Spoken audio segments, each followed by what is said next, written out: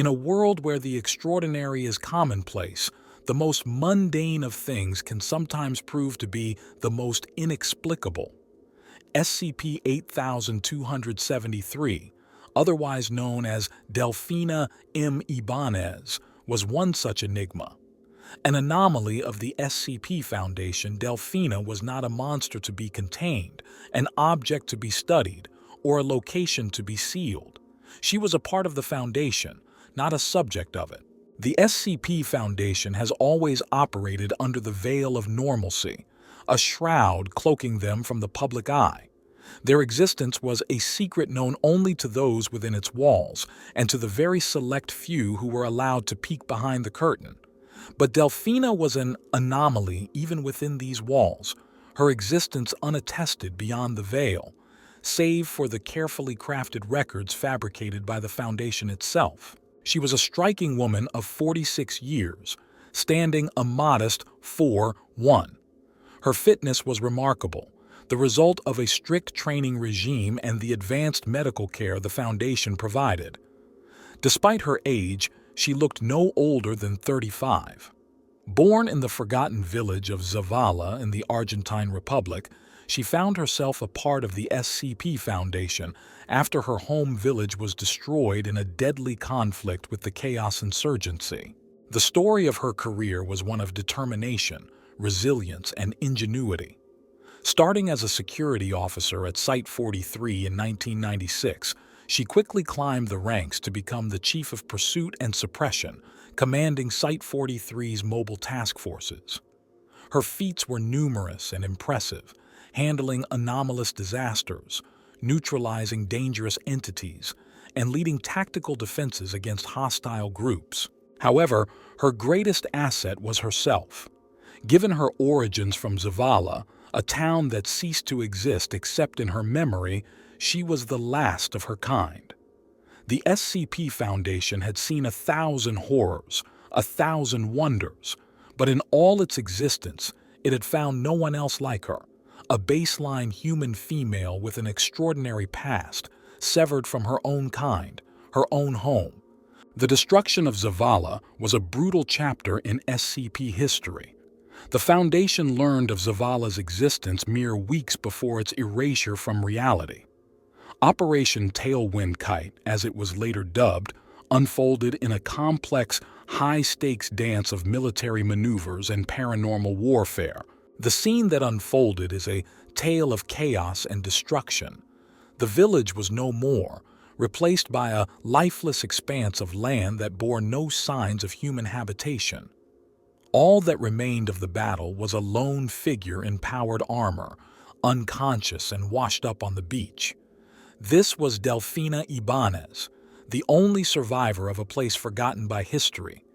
Her intake interview revealed a young woman who had experienced the extreme trauma of war and loss.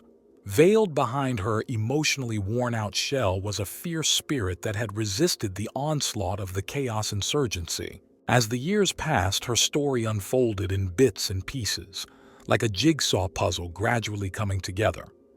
Each piece revealed a new facet of her life, the anomalous effects of her aura, the reason for her unique status within the SCP Foundation, and the intricate tapestry of her personal and professional relationships. Each new revelation added to the complex enigma of SCP-8273, Delfina Ibanez. Despite the mysteries surrounding her, one thing was clear: SCP-8273 was not just another entry in the SCP catalog. She was part of the Foundation, her life and work intertwined with the organization's mission to protect the world from the anomalous. As such, her file was closed, the SCP-8273 designation deemed unnecessary, and her continued investigation deemed unnecessary as well. However, the veil of secrecy would not remain closed for long. Secrets have a way of surfacing, and the mystery of Delfina Ibanez was far from over. The Protocol Gyrus thus revealed a hidden list of addendums, each seemingly holding more information on SCP-8273, more secrets, More layers to the enigma of Delfina Ibanez. Dr. Scout sat across from the anomaly, her identification number SCP-8273 in the sterile, confining walls of an interrogation room. A moment of silence hung heavily in the air as he assembled his thoughts, preparing to plunge into the depths of untapped information SCP-8273 held.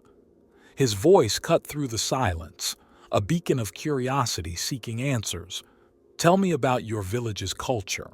SCP-8273, Delfina Ibanez, lifted her gaze from the cold metallic surface of the table. She wore an expression that held a delicate balance between apathy and contempt, an armor forged out of her experiences, her past. Her voice resonated in the room, a monotonous lull. "What? Cultural practices, the things that mattered to you." Dr. Scout expanded, eyes locked on her, vigilant. "Mattered," Delfina echoed, her words a mere shadow of the question, the faintest trace of bitterness laced in them. "That's right," Dr. Scout nodded, the implications of her usage of past tense not lost on him. He acknowledged the underlying grief that colored her responses. The heart-wrenching revelation rolled off her tongue, bland and brutally honest, because they're all dead. The room fell silent, the sole echo of her words settling in their consciousness. Dr. Scout, though seasoned in the exploration of uncanny entities and twisted realities, found himself grappling with the stark humanity of Delfina's loss. Yet his duty, as a member of the Foundation, and his insatiable curiosity compelled him onward. "Be that as it may, I would like to know what sort of people they once were," he ventured, determined to salvage and immortalize the essence of a forgotten culture through Delfina's memories. "Living people," she retorted, seeming to mock his futile attempt to encapsulate the essence of a lost civilization in mere words, to transform the rich tapestry of living, breathing individuals into mere pieces of ephemeral data. "Commemoration is a kind of immortality," Dr. Scout softly countered, his voice layered with learned wisdom and a subtle hint of melancholy. "Lousy kind," Delfina bit back, her words a grim reminder of the disparity between the reality of loss and the solace of remembrance. "I know you don't want to talk about them," Dr. Scout began, his empathy acting as a thin veil over his relentless pursuit of knowledge. "But you're still asking, and you'll keep asking until you get something you think is useful, but I don't know what that looks like, and I don't know if I care," Delfina interrupted, her gaze intense, connecting with his for the first time since the conversation began. It was a stare that was devoid of fear, worn out from loss, and filled with bitter acceptance. Her eyes narrowed as she added, "I think I don't care. Just tell me the first thing you remember, whatever comes to mind." "Rituals, festivals," Dr. Scout persisted, steering the conversation back to the ghostly remnants of her village. Delfina closed her eyes, the world outside her pale eyelids retreating into a distant hum. Seconds passed by, and the silence grew heavier.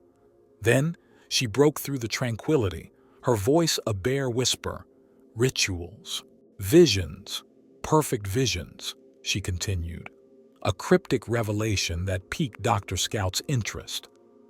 "That sounds interesting," he commented, the enthusiasm in his voice a stark contrast to Delfina's dulled response. "I never thought so." As the conversation continued, Delfina began to share stories from her past, about women who had visions of the future before she was born, about the elders who told her forbidden tales, about the festivals in her village that happened twice a year when the clocks changed.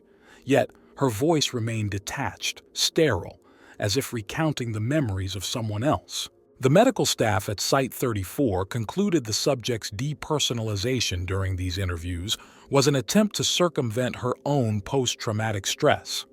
It became painfully evident that Delfina was emotionally distancing herself from her past, erecting walls of apathy to shield her from the anguish of confronting her trauma. Nevertheless, Despite the turmoil brewing beneath her placid facade, Delphina continued to share her experiences. She spoke about the unnatural sounds that echoed through the village during the festivals, about the rain of ice that fell from the sky like shrapnel. A ghost of a smile briefly danced on her lips as she recounted the memory, only to fade away as quickly as it had formed. She spoke about the time she disobeyed the rules and slipped outside during the festival, only to be greeted by an unsettling void of darkness. SCP-8273 looked up at the ceiling, her pupils dilated, her gaze unfocused as if she was trying to see beyond the mundane reality into the jaws of the beast that had swallowed her past. A heavy silence hung in the room as the words seemed to drain out of Delphina. A realization was beginning to dawn on her. She suddenly stood up, her accusations sharp and pointed. "You took my memories." Her assertion was met with immediate denial from Dr. Scout. Yet, the seeds of suspicion and disbelief had taken root inside Delphina's mind. Her sarcastic retort to Dr. Scout's attempts to empathize with her trauma only served to underline the widening gap between the detached observer and the one living the nightmare. However, their conversation continued against the backdrop of the mounting tension. Delphina's past as a one-woman guerrilla campaign against the insurgency, her advanced combat training and athletic abilities, and her connection with the vanished village Zavala were brought into light. As the narrative unfurled, Delphina's resilience struck Dr. Scout, a girl who had been faced with the annihilation of her home and systematically molded into a weapon of violence, yet remained unbroken, undefeated. His admiration for Delphina was matched only by his despair, a poignant reminder of the tragic tale of humanity scourged by the forces that operate beyond the realm of comprehension. The subsequent investigations by the Foundation revealed a web of sinister activities involving Zavala, an illicit trade operation, and a pharmaceutical company. Yet, amidst the pieces of this intricate puzzle, one question remained unanswered. What had the insurgency wanted with Zavala? As Dr. Scout pondered upon this mystery, he resolved to delve deeper into Delphina's past and the enigma of Zavala. Little did he know then how much more there was to discover and how much more was at stake. The chilling discovery of RXX's involvement in conducting experiments on the enigmatic plant, Stranger in the Mist, also known as Nigella sericularis, sent a shiver down the spine of the researchers at ANDR. Such a task had been foisted upon them by an elusive private investment firm, whose web of deceit and manipulation had caught the attention of the Chaos Insurgency agents. The plant, depicted as just a cryptic image in a recovered stock photograph, was said to possess potent hallucinogenic properties. It was not the psychedelic allure that intrigued the researchers, but the plant's alleged capability to alleviate the psychosis plaguing those with prophetic sight, the so-called seers or prophets. And then there was the tantalizing yet ambiguous mention of potential ontokinetic applications. However, the hopes of progressing further on the mysterious N. sericularis were dashed when the global attempts to secure samples of the plant ended up fruitless. The only plantation, hidden in the obscure Puerto Extraño, was discovered in ashes, suspected to have been raised by the insurgency agents soon after they seized control of RXX. Nevertheless, efforts to regrow the plant commenced immediately, despite the locals hinting at a dauntingly lengthy growth cycle of nearly 20 years owing to the plant's preference for freezing climes. This grim revelation was only the precursor to an even more unnerving revelation. Dr. Scout, a senior researcher at the SCP Foundation, had been closely studying and training SCP-8273 to become an SCP Foundation security agent. His personal reflections on SCP-8273's progress contained within confidential documents, were found in the director's complex at Site-43, awaiting confirmation of his successor, Dr. Alan McInnes. The document revealed Dr. Scout's growing unease, which was not a product of SCP-8273 herself, but a reflection of the calamity they had brought upon her. They were the puppeteers who had manipulated her life into a horrifying theatrical play. A child formerly filled with innocence and possibilities was now a certified killer, and she was an efficient one at that, displaying combat skills far beyond the expectations of her tender age and diminutive stature. But perhaps the most alarming was her physical prowess, her body showing signs of rigorous training that transformed her fragile form into a veritable steel weapon. Dr. Scout felt a pang of guilt, aware that the training regimen she had undergone was parallel to the one employed by the Foundation for its elite operatives. He confided his fear of her unyielding spirit, a fear that the insurgency would soon come to share as Delfina Ibanez, as SCP-8273 was known, was being readied for active duty. However, a ray of hope emerged amidst the shadow of the insurgency. The fall of the hardened mobile array, believed to house the insurgency's Delta Command, the engineer, and the engine, came as an unforeseen hit to the insurgency. The versatile aircraft assembly was destroyed by a nuclear warhead, and its remains fallen into Carnley Harbor in the Auckland Islands, New Zealand. But the story of SCP-8273 took a significant turn in 2023, when the emergence of the city of APH presented a new potential thread to pull at. By then, SCP-8273, now Chief Ibanez, was Chief of Pursuit and Suppression at Site-43. After an interview with Aphora, the vitreous queen of APH, Chief Ibanez leveraged her broad discretionary powers to relaunch the investigation into the fate of the village of Zavala. Setting foot on the desolate land of Caleta San Roque, Argentina, now identified as Cala del Ciclo by Chief Ibanez, was a stark reminder of what once was. The land was barren, a sharp contrast to the lively village that once stood there. Chief Ibanez was leading the mission, carrying with her the SCP-6500 sword, a glowing beacon of hope. The ornate short sword, named the Leading Edge, was a catalyst for anomalous occurrences, a weapon that strengthened the anomalous and acted as a guard against the unseen threats. SCP-6500 sword was Chief Ibanez's companion, its power harnessed by her for restoring balance to the Earth's anomalous ecosystems. Their mission was riddled with uncertainties and the haunting remnants of a forgotten civilization. Tracing the path of the vanished village, they came across abandoned cattle pens, only to learn that the cattle had been replaced by a more sinister breed.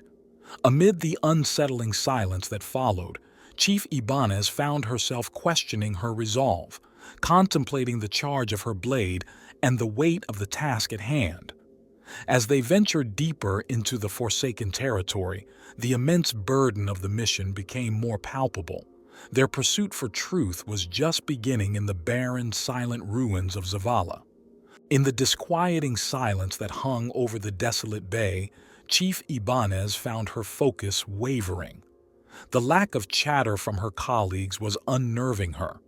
After years of enduring countless banter-filled missions with them, the silence felt like an insistent hum in her ears. "That's what's distracting me," she admitted gruffly. "You two never stop nattering, especially Roz."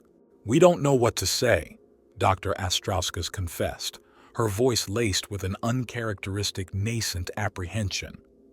"We're just letting you process all this, Del," added Dr. Okori thoughtfully, her gaze fixed on the barren landscape that opened up before them. "Process what? There's nothing left," Ibanez retorted with a bitter resignation. She paused, inhaling deeply as the sight of the familiar bay now ravaged by time hit her like a ton of bricks. "It's an empty fucking bay. That's all it is. Her boots crunched on the parched earth as she stepped into a large octagonal depression at the edge of the cliffs, forcefully kicking the loose dirt under her feet. The once bustling landscape where she had spent her formative years had been reduced to this, a hollow ghost of her past filled with shadows of memories. Dr. Astrauskas' voice sliced through her bittersweet reminiscences. "Can you pick up anything under the ground, Udo?" Ibanez immediately raised a hand in warning. She didn't need anyone stirring up more ghosts. Dr. Okari, a Class 4 Archmagus thaumaturge, took the cue. She extracted a handful of Vim Harenai from her regent's pouch and sprinkled it onto the path.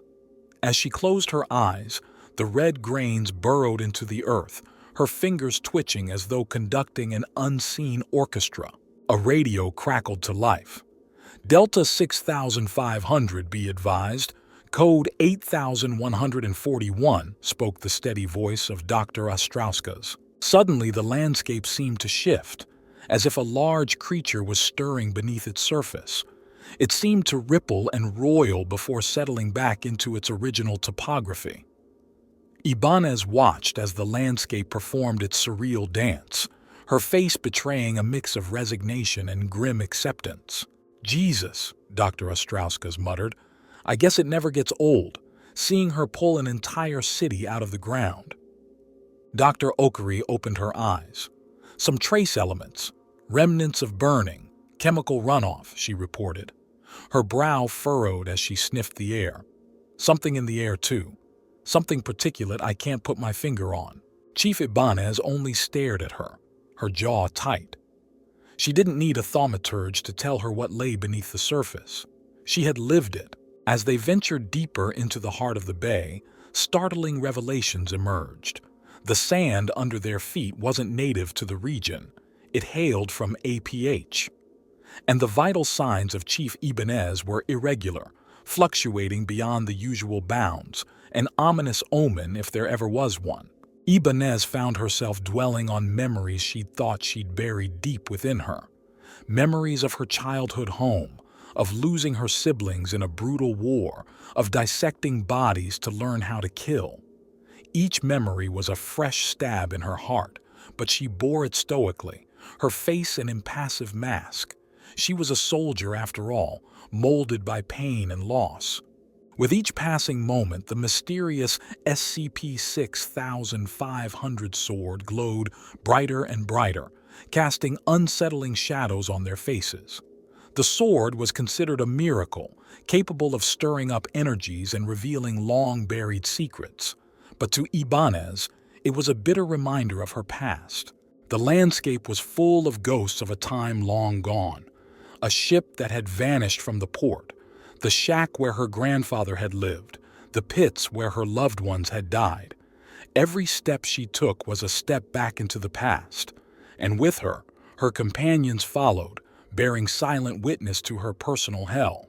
The trio found the remnants of the once thriving Instituto de Contención Segura, an alternate reality that had somehow merged with their own. The sight of the institute triggered a fresh wave of memories, causing Ibanez to clutch the glowing SCP-6500 sword tighter. The institute was a ghost of a time lost, a harsh reminder of a world that had once been. As Ibanez stood at the entrance, she hardened her resolve. "Let's go," she said, her voice echoing through the desolate bay. Through the pain and the loss, the memories and the ghosts, Ibanez was a soldier, unyielding, unwavering, unbroken. The past may have carved her into the woman she was today, but she refused to let the past define her. Dr. Astrauskas sat at the edge of uncertainty, the words of his colleagues lifting question marks into the air like ominous specters. He didn't exactly understand the depths of what they were discussing. It was like trying to decipher a language one had never learned. He turned to Dr. Okari, his eyes filled with confusion. "Should I know what you guys are talking about? If I'm honest, I'm lost." Dr. Okari turned, a complex smile playing on her lips. "Well, Del," she said, a teasing note in her voice, I can't exactly say the people you're referring to as my people are indeed my people. But other than that, yes, you've grasped the gist of it. Musingly, Chief Ibanez chimed in, her terse tone failing to hide her curiosity. All hailed from the same alternate dimension, and it seems like they had their grand falling out in this one. But where does a multidimensional Foundation precursor facility fit into all this? Dr. Okery merely shrugged, the nonchalance of her response hiding the gravity of the situation. Only one way to find out. Dr. Ostrowska's grimaced, the words leaving a bitter tang in his mouth. Why does it always feel like we're snitching on ourselves when we say that? Ignoring his question, Chief Ibanez shifted her gaze to the looming exterior doors. They slid open to reveal 4 members of Delta 6500, their tactical gear gleaming ominously in the dim light, standing at rigid attention. Never thought I'd say it, but we probably should have brought in Hammer down. But that's afterthought, and our subject today is foresight. Keep your eyes open and your hands to yourself. Under Chief Ibanez's command, the 7 members of Delta 6500 began their eerie journey, approaching the interior doors. The silence was deafening as the doors slid shut, only to be followed by the disquieting noise of the doors opening again. As they ventured further within the precincts of the unknown, a maze of infinitely fractalized airlocks stretched out before them. When they exited the facility, the corridor that met their eyes was a pristine white-tiled passage where the floor seemed to blend into the ceiling. "Oh no," Dr. Ostrowska murmured, a sinking feeling tugging at his mind. He felt a primal fear begin to creep in as they navigated an uncanny replica of a breach. Chief Ibanez frowned, her sharp eyes scanning their surroundings. "This isn't how I remember it, I'm certain." Dr. Ostrowska shot her a pointed look. "You left a long time ago." An air of nonchalance hung around Chief Ibanez as she responded. "Or it could simply have been just yesterday. Either way, it's time to employ Scramble and Scranton tactics, and let's get a lifeline established." Equipped with Scramble helmets, personal reality anchors, and a double reinforced tether line, the members of Delta 6500 ventured further into the unpredictable labyrinth. As they walked, the hallway seemed to distort, fluctuating sporadically before snapping back to its baseline reality. The agents appeared to move unnaturally, at times retreading the same ground or progressing at impossible angles. The signage they passed was all in Spanish, heavily distorted, giving the already eerie atmosphere an extra layer of strangeness. The agents' journey took an unexpected turn when they discovered a hall replaced by a bright orange swamp illuminated by fist-sized fireflies. The absurdity of the situation was not lost on Chief Ibanez, who remarked, "This is complete nonsense." Dr. Okery interrupted her, his voice utterly serious. "Who's that?" As a precaution, Chief Ibanez withdrew her service weapon, the other agents quickly following suit. The tension was palpable, each agent's senses heightened, focused on their surroundings. Yet, each perceived the situation differently, leading to a confusion of voices and identities. The only consensus was the necessity of getting the angle grinders involved. As Chief Ibanez activated SCP-6501, the ominous glow surrounded the task force, grounding them back in linear time. With a determined expression, she led them out of the facility, but their exit was not without its hurdles. As they reached the airlock, distortions in reality and chronological dilation once again plagued them. The protective aura of SCP-6500's sword now faded to nothing. "I think there was something wonky with time, but it can't have been this severe. I remember getting things done in there," the chief mused as they exited the facility. Dr. Ostrowska gasped, her attention drawn to Chief Ibanez's back. "The aura," she stammered, her voice barely above a whisper. "The aura?" Ibanez questioned, turning to face Dr. Ostrowska with a frown. "What are you talking about?" A series of theories were thrown into the mix, each more absurd than the last. "Maybe the sword is alive," Okari suggested. "No, I hate that. No," Chief Ibanez grumbled, her gaze fixated on the pommel of SCP-6500 sword.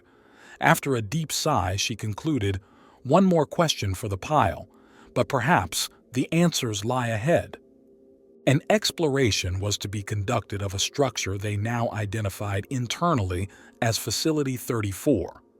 As part of Protocol Gyrus, both MTF Theta 90, angle grinders, and MTF Lambda 5, white rabbits, were transported to the site by daybreak. The facility was an enigma, an aged building that was chronologically impossible. Its walls hosted advanced hydroponics, remnants of demonic circuitry, and a machine that eluded comprehension. The building was filled with stranger mysteries, including suits of armor and an eerie journal that documented Chief Ibanez's past encounters within these walls. The revelation left them in stunned silence, their minds whirring in an attempt to piece together the intricate puzzle. The enigma of Facility 34 was far from solved, but the cryptic entries in Chief Ibanez's journal served as a catalyst, pushing them further into its depth, determined to unveil its secrets. A shudder of discomfort surged through the nerve endings of Chief Ibanez as she struck herself on the side of her head. The sudden, self-inflicted action startled Dr. Astrauskas and Dr. Okori, prompting them to instinctively jolt forward in their chairs. Their hands hovered for a moment, as if contemplating whether to extend their assistance to the chief. However, as they caught the pained grimace that warped her features, they lowered their hands, their faces creasing into expressions of concern. "Reasons!" Ibanez growled through gritted teeth, her voice strained. "God damn it, it still hurts. I remember, but it hurts." She sucked in a deep, shuddering breath, wrestling with the phantom pain that her memories evoked. "But I'm sure I wouldn't have missed a thing like that. I was collecting everything important." There was a certainty in Ibanez's voice that belied the torment she was evidently experiencing. Dr. Astrauskas paused, his gaze intense as he processed her words. "I don't think it was in there when you were," he finally said, a note of caution coloring his tone. Ibanez's brow furrowed, her eyes flashing with defiance. "What the hell is that supposed to mean?" "Take a look." Dr. Astrauskas responded, producing a data pad from the inner pocket of his jacket and handing it to Chief Ibanez. The device was of an unfamiliar make and model, its rubber slipcase adorned with the insignia of the Secure Containment Institute, a symbol of dread and intrigue that provoked a palpable unease in Ibanez. As she began to read, she was drawn into the world of J. Sao, the director of Facility 34. Her eyes traced over the log entries, the director's musings and recollections painting a vivid image of a world plagued by perplexing enigmas and cryptic anomalies. Each entry was a snapshot of a moment in time, a glimpse into a past fraught with uncertainty, fear, and a delicate dance with the unknown. The chief immersed herself into the director's narrative, absorbing the tales of an ever-shifting world, an elusive populace whose origins were shrouded in mystery, and the director's personal dilemmas and grim resolve. The director's desperation and determination embedded within the logs resonated within her. His desperation to avert a looming catastrophe and his firm belief in resilience and adaptability echoed her own trials and tribulations. During this peculiar journey into the director's past, she was abruptly brought back into her present reality by the sensation of a hand on her shoulder. She looked up to see Dr. Okari standing beside her, a look of quiet understanding on his face. "They were here," she murmured, her voice barely above a whisper. The realization sunk in, settling like a cold stone in the pit of her stomach. "They were here after I was here," she added, a bitter undertone lacing her words. Her gaze drifted back to the log entries, her mind attempting to piece together the jigsaw of events and implications. Dr. Ostrowska's mirrored Dr. Oakery's actions, placing his hand on Ibanez's other shoulder, a silent display of solidarity that was met with a rough shake-off from the chief. She rose from her seat, a new determination fueling her movements. "They left me," she muttered, her voice hardening. "They're alive." Without any further word, Chief Ibanez marched away towards the operations center, leaving Dr. Okorie and Dr. Ostrowska's in her wake. Her mind was a whirlwind of thoughts, simmering with a mixture of rage, betrayal, and a newfound resolve. Several weeks later, Chief Ibanez found herself in a consultation with Queen Aphora of FP-09 regarding the supposed prophets of the severed halls. The meeting took place in the palace of APH, its sparse and simple interior contrasting sharply with the grandeur associated with royalty. Despite the palace's austere atmosphere, it offered a breathtaking view of the city from its wraparound window. As Ibanez conversed with Aphora, she learned of the prophet's role in Aphora's people's past, their separation, and their uncanny abilities. Their discussion wove a complex tapestry of multiverse navigation, guilt, and abandonment, a tale that resonated uncomfortably with Ibanez's own experiences. A sickening pang of realization washed over Ibanez as she pieced together the parallels between the prophet's story and her own. "I think they did to me what you did to them," she admitted, her voice barely a whisper. It was a cold revelation, one that hinted at a larger connection, a grander design that loomed ominously over their respective fates. In the aftermath of her consultation with Aphora, Chief Ibanez found herself facing another crucial discussion with Dr. Placeholder McDoctorate, an eccentric pataphysicist and engineer. Their interaction was tinged with a sense of urgency and intrigue as they delved into the complexities of the facility's dimensional travel mechanism. Despite the gravity of their task, their conversation was peppered with light-hearted banter and occasional jabs, hinting at a history of camaraderie shared between them. However, beneath the surface of their interaction, the looming specter of their mission weighed heavily upon them, a somber reminder of the challenges that lay ahead. The quartet traveled the path to Facility 34, each lost in their own thoughts. Dr. Oakery couldn't shake her curiosity, turning to face Dr. McDoctorate. Why this obsession with the pataphysics sword? Dr. McDoctorate's wide-eyed enthusiasm was contagious, if a bit disconcerting. That artifact? It's an alchemical marvel, transforming narrative potential into an anomalous energy source. It's like the ultimate physicist's toy, yet no moving parts, no code, just sheer, mystifying power. Chief Ibanez, a stoic figure against the backdrop of their animated discussion, released an exasperated puff of air. "Here we go again." Eyeing the facility entrance, Dr. McDoctorate continued, "But why bring such a powerful tool here?" A sudden realization dawned on him as he gazed at the looming structure. "Wait, did you bring the sword here to manifest this place?" Dr. Ostrowska's looked at him blank-faced, causing a slight droop in Dr. McDoctorate's enthusiasm. "You know, the trope of the doomed hometown, the classic hero's origin, the hero leaves, the past burns behind them, and then, one day, they finally return. It's a powerful narrative arc." Dr. Oakery shot him a glance, her gaze somber. "That's not how it happened." Dr. McDoctorate felt taken aback. "No?" He looked to Ibanez, who was staring at the sky, seeking answers in its vast expanse. "Then what is the real story?"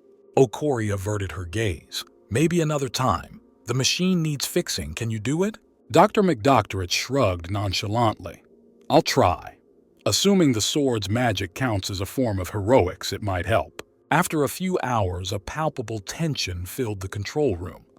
Ostrowska's and Okorie had abandoned their double solitaire game, while Chief Ibanez sat in glaring silence. The unspoken weight of the mystery surrounding the facility seemed to hang heavy in the air. Frustration seeped into Okorie's tone. Does no further investigation mean we can't discuss it? Astroasca sighed deeply, weary. We'd only be rehashing the investigation we've already done. Okori erupted, her patience finally fraying. What is going on here? Are we not seeing the implications? The world is ending because of this cycle. We know this has happened to other worlds. We are all descendants of refugees from these fallen worlds. We've discovered someone who time-traveled from one of those other worlds to establish the Foundation.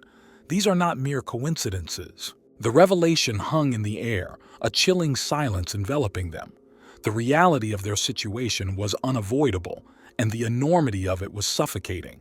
Chief Ibanez finally broke the silence, her voice laced with bitterness. Who cares? Okori and Astroascas were taken aback.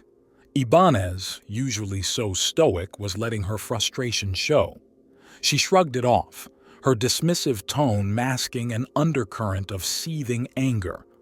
Whatever. Storming off, she violently flung open the glass doors leading to the corridor.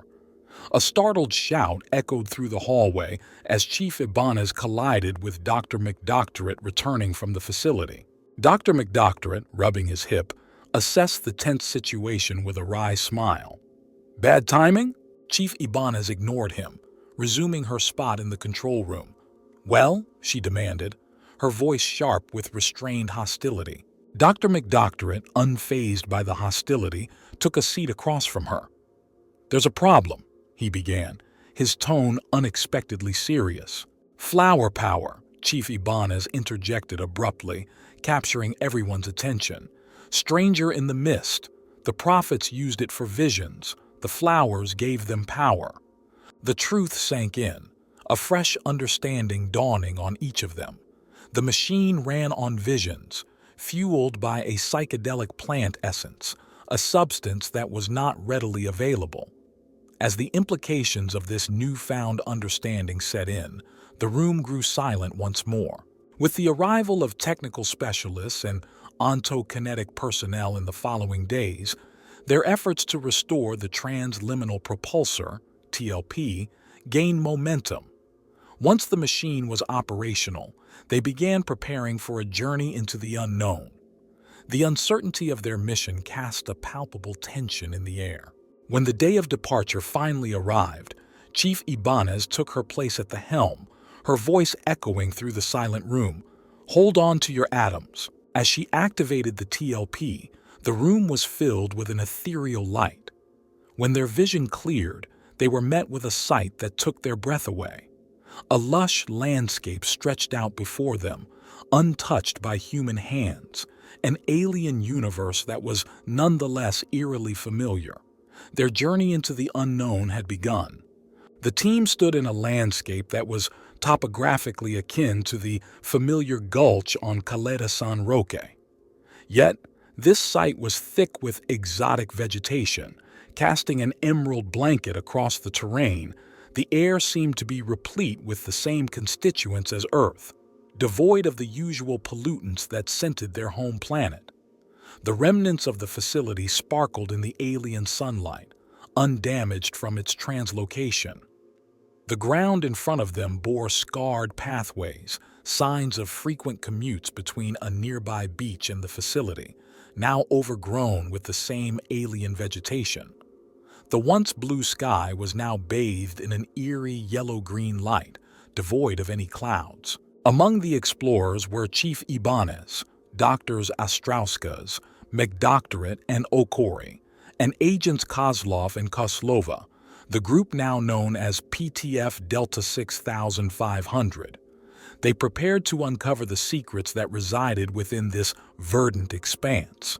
As they trudged through the gulch, the dense vegetation resisted their every step, slowing their progress toward the beach. The silence was broken by Dr. Okori. Ibanez, any recollection surfacing yet? His eyes searched Ibanez's face for a response. Ibanez merely shrugged, her shoulders tensed as if holding the weight of uncertainty and the discomfort of the foreign environment. There's no use pressuring her, Dr. Ostrauskas remarked, his gaze lingering on Ibanez for a moment before returning to the path ahead. She's only been conscious for 2 hours.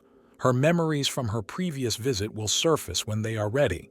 Suddenly, Agent Kozlova inhaled sharply, halting the doctors in their tracks. Frantic whispers ensued, their senses alert, ears straining to catch any potential danger lurking in the vibrant wilderness. It was Agent Kozlova who finally broke the tension. Apologies, just breathing in the unusually pure air.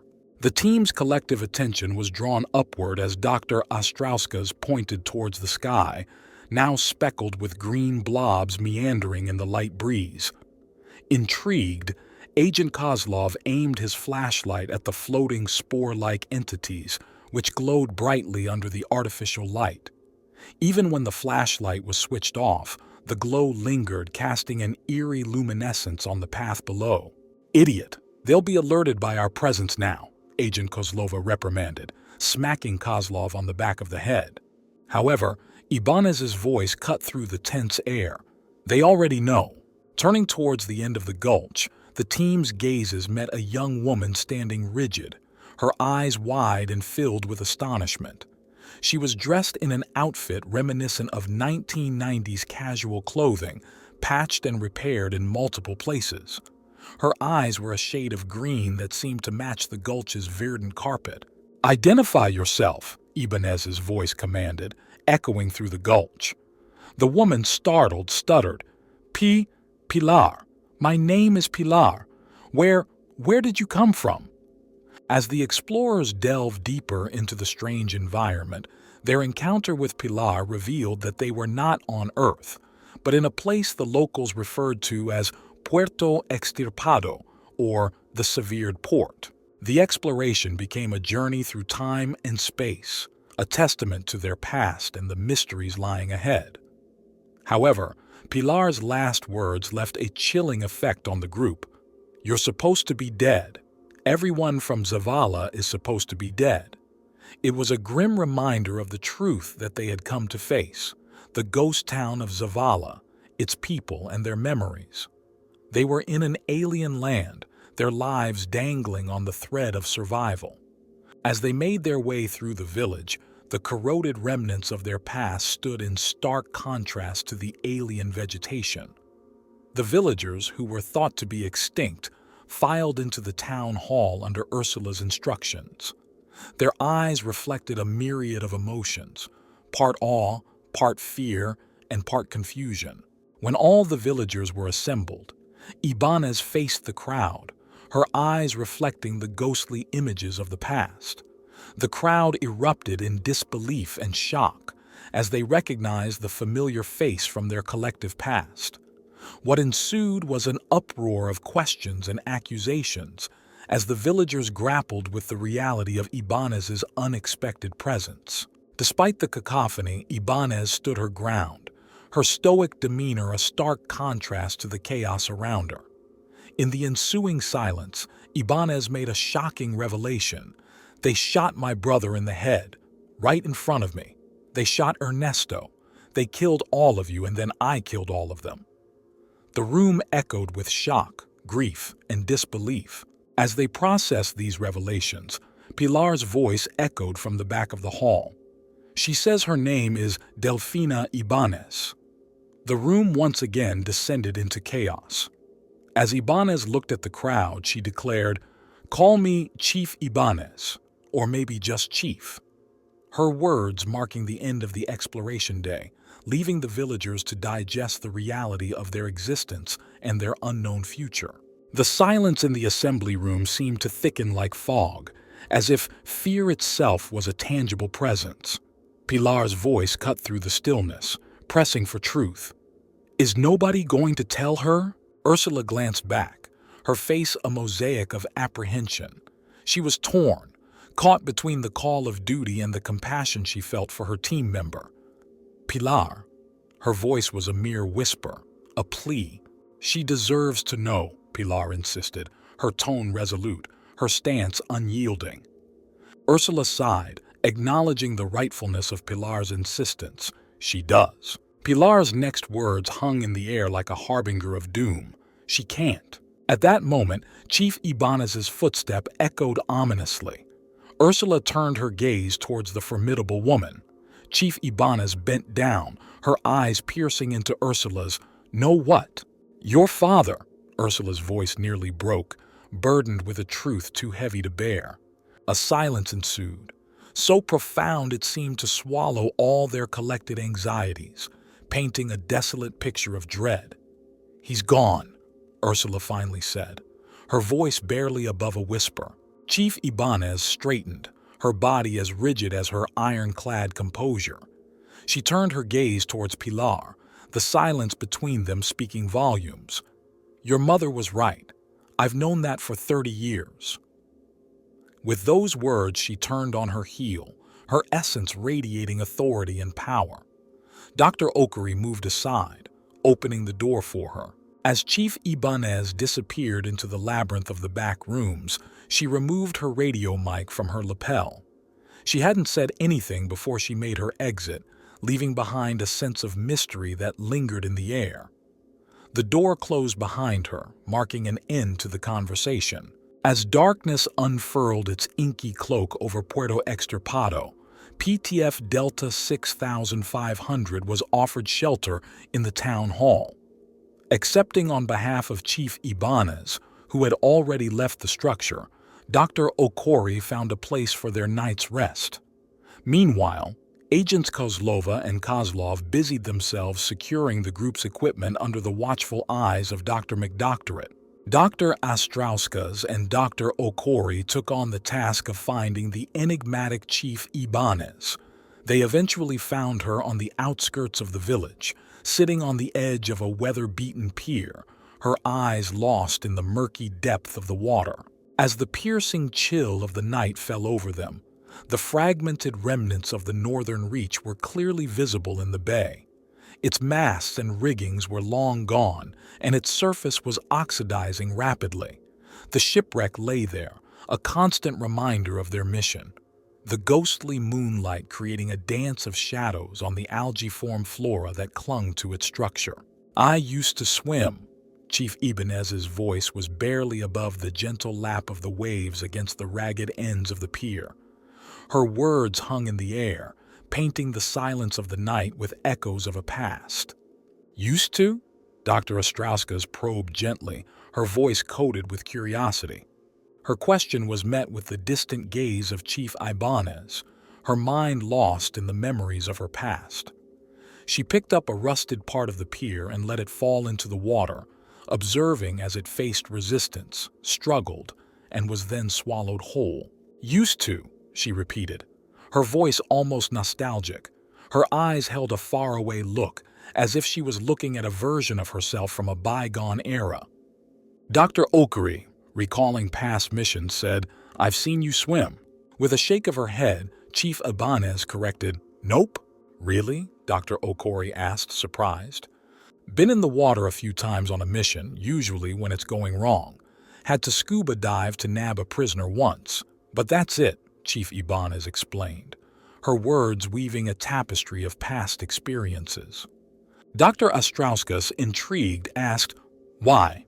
Chief Ibanez looked at the dark horizon, her mind lost in memories. She recalled how the coral at the bottom of the bay used to glow, how the water was always warm and clean, how the wind blew in off the sea, bringing with it the scent of salt and freedom. Something about whatever filter was around the village, whatever was hiding it. The sunsets were brilliant, Chief Ibanez reminisced, her words painting a picture of times past in the minds of her comrades, a picture imbued with longing and nostalgia. "The last time I touched that water, I was falling out of a helicopter. Elizabeth Crocker pushed me out. I lost consciousness, and I washed up on the shore.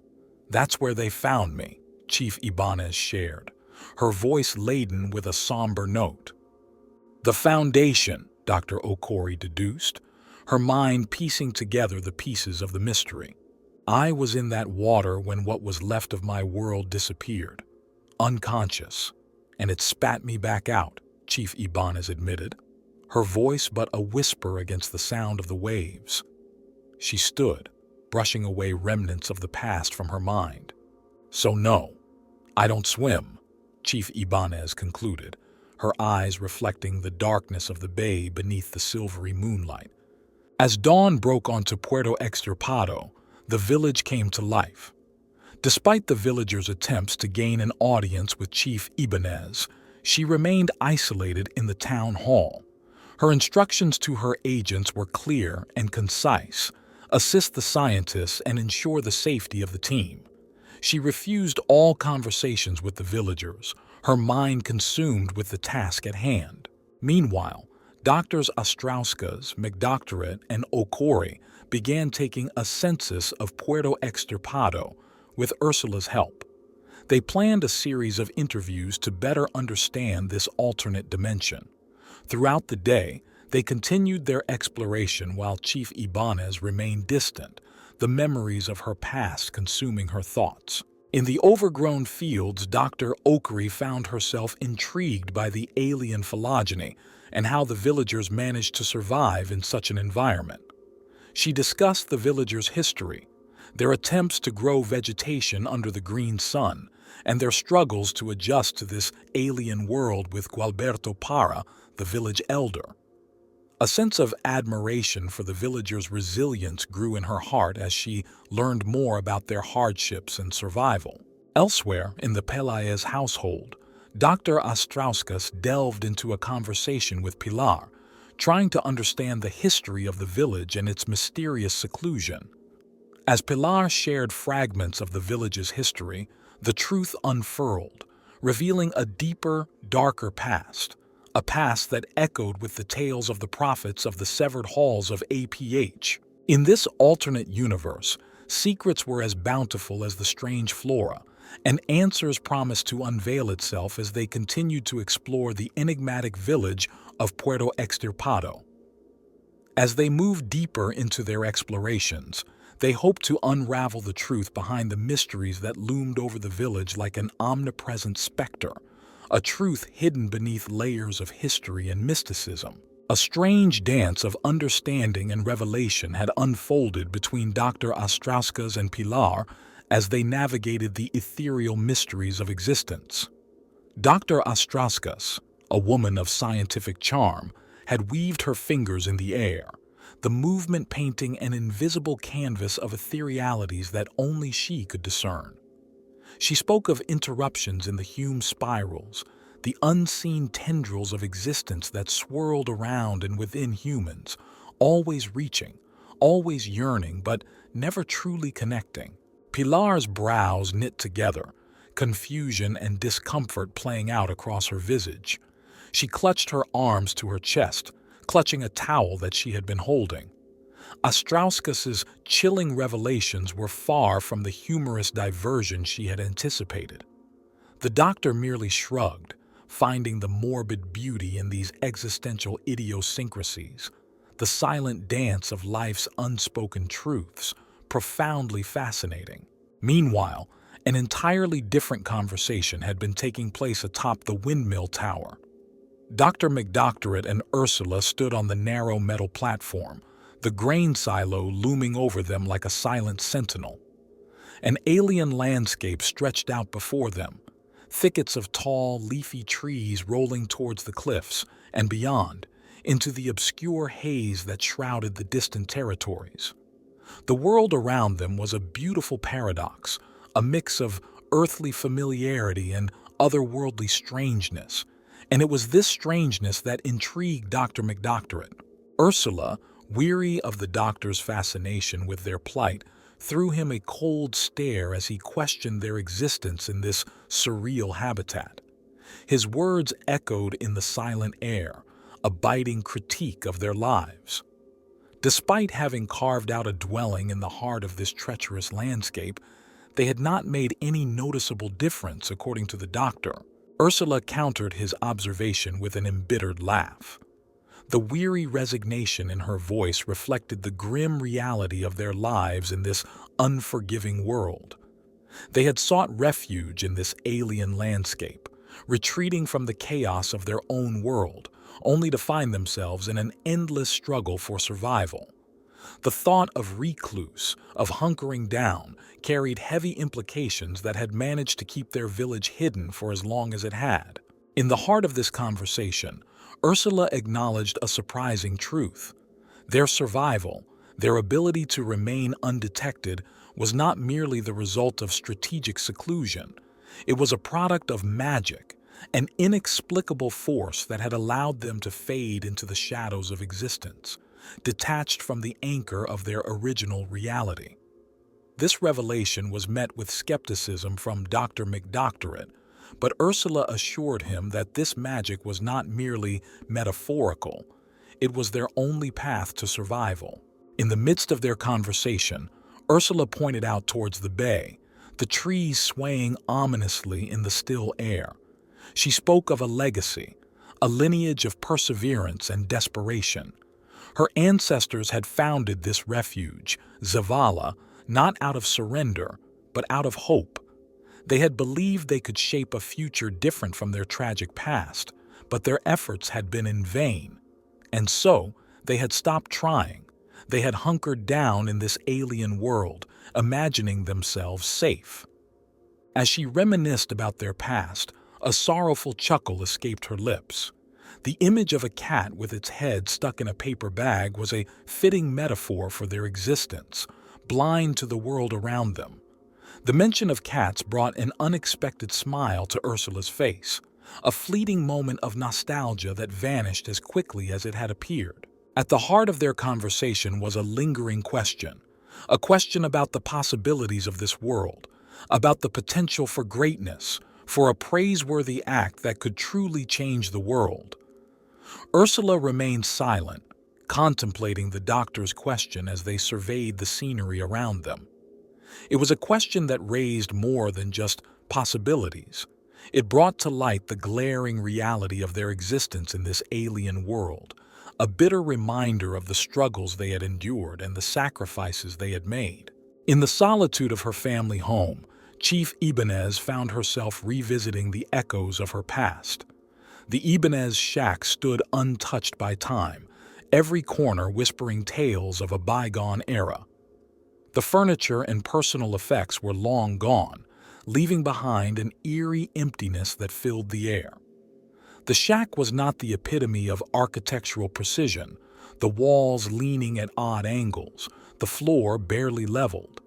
It was, however, a silent testament to an existence that had once flourished in its confines. As she navigated the shack, she was greeted by a chirpy voice, belonging to a scrawny girl of perhaps 10 years of age. Their conversation, though seemingly trivial, bore the heavy weight of unspoken truths. The girl, Sarai, appeared to be a mirror of their youthful innocence, her playful banter a stark contrast to the grim reality of their existence. As Chief Ibanez indulged Sarai's chatter, she kept a keen eye on her surroundings, somberly observing the shack that had once been a home. Every corner of the shack bore the faint traces of lives lived and lost, a somber narrative of survival and resilience. As they ventured outside, Sarai led Chief Ibanez towards a crumbling concrete emplacement nestled on the lower slopes of the cliff. Hidden beneath a veil of green vines, the emplacement stood as a stark reminder of their wartime past. Sarai skipped up the stairs, disappearing into the emplacement with the innocent enthusiasm of a child. Chief Ibanez, however, could not shake off the sobering reality of their existence. Here, in the heart of the alien landscape, they were mere survivors, caught in a cruel dance of survival and surrender etched upon the canvas of an unforgiving world. The barren landscape was littered with discarded rebar, once threaded through the unyielding gray concrete's gaping holes. Each hollow orifice in the ransacked fort offered a limited view of the weathered village, like peering through a rusted keyhole. "You ever climbed before, Sarai?" asked Chief Ibanez, her muscular form sinking gracefully into a cross-legged position amidst the fort ruins. The child, Sarai, followed suit with a mimicry that tugged at the corner of the chief's lips, a wistful melancholia swirling silently in her deep brown eyes. "I did. she said, a distant look stealing over her face. "I even lived in a tree once." "Really?" Sarah's wide emerald eyes sparkled with curiosity. "Why?" "Sometimes, Sarah, we must do things we don't want to, for the greater good. It was to keep an eye on some people." "Like a game, you mean?" The naive innocence of the girl's voice hovered in the air between them. "No," the chief corrected her gently, a sigh of unspoken complexities escaping her lips. "They were harmful people." The curiosity in Saray's eyes dimmed slightly, replaced by the glint of understanding. The harsh realities of their world had never been concealed from her, after all. In the meanwhile, Chief Ibanez reached up, fingers brushing against the vine ceiling, a grunted appreciation of their survival prowess escaping her. "I like your fort, Saray." "Right? Mother says it used to be a battery, yet I can't see any plugs," Saray mused, her brows furrowing with an endearing confusion. Chief Ibanez chuckled at this, swiping a dirt-streaked hand across her temple. "Strange, isn't it?" The conversation continued to flow, Saray becoming more assertive, her questions pointed while her responses to the chief's dark tales of survival were uncharacteristically mature for her tender age. The chief couldn't help but be taken aback. The girl's resilience, a result of her harsh environment, was impressive, slightly unnerving even. The sight of the child, flexing her barely visible arm muscles under a thick sweater and growling in an adorable menace, left the chief uneasily reminded of someone from her past. Saray noticed the discomfort on the chief's face. "What's wrong, Chief?" With a resigned sigh, the chief admitted, "Perhaps you scare me a little, kid." "Why?" Saray's brows knitted together in genuine puzzlement. "You're way too resilient for a kid. You remind me of someone." Their conversation flooded their makeshift fort with an underlying tension. It was Saray's unyielding spirit that proved to be uncannily similar to someone from the chief's past. In this complex dance of words and memories, they realized, they were each other's mirrors, reflecting familiar fragments of their past. While Saray toyed with a wooden ship resembling the Northern Reach, the chief's thoughts strayed to her father. As the silence grew heavy, they began discussing the possibility of Chief Ibanez moving in with Saray's family. Saray's father had left, and in her eyes the chief seemed like a hero who could find him, a hero who carried a magical glowing sword. In the following days, the chief got entangled more in the threads of the mysterious village. She confronted Ursula, Saray's mother, about Saray's missing father, and was met with evasive answers. However, Ursula's silence only made the chief more resolute in her decision to find Saray's father, despite the danger that it entailed. As the child Pilar unexpectedly volunteered to accompany the chief, pledging her faith in her, the chief was once again reminded of her heroic facet. Perhaps she was destined to bear the title of a hero, whether she acknowledged it or not. The next morning found Chief Ibanez and Pilar, armed with provisions, facing the mouth of the gully that led to the unknown.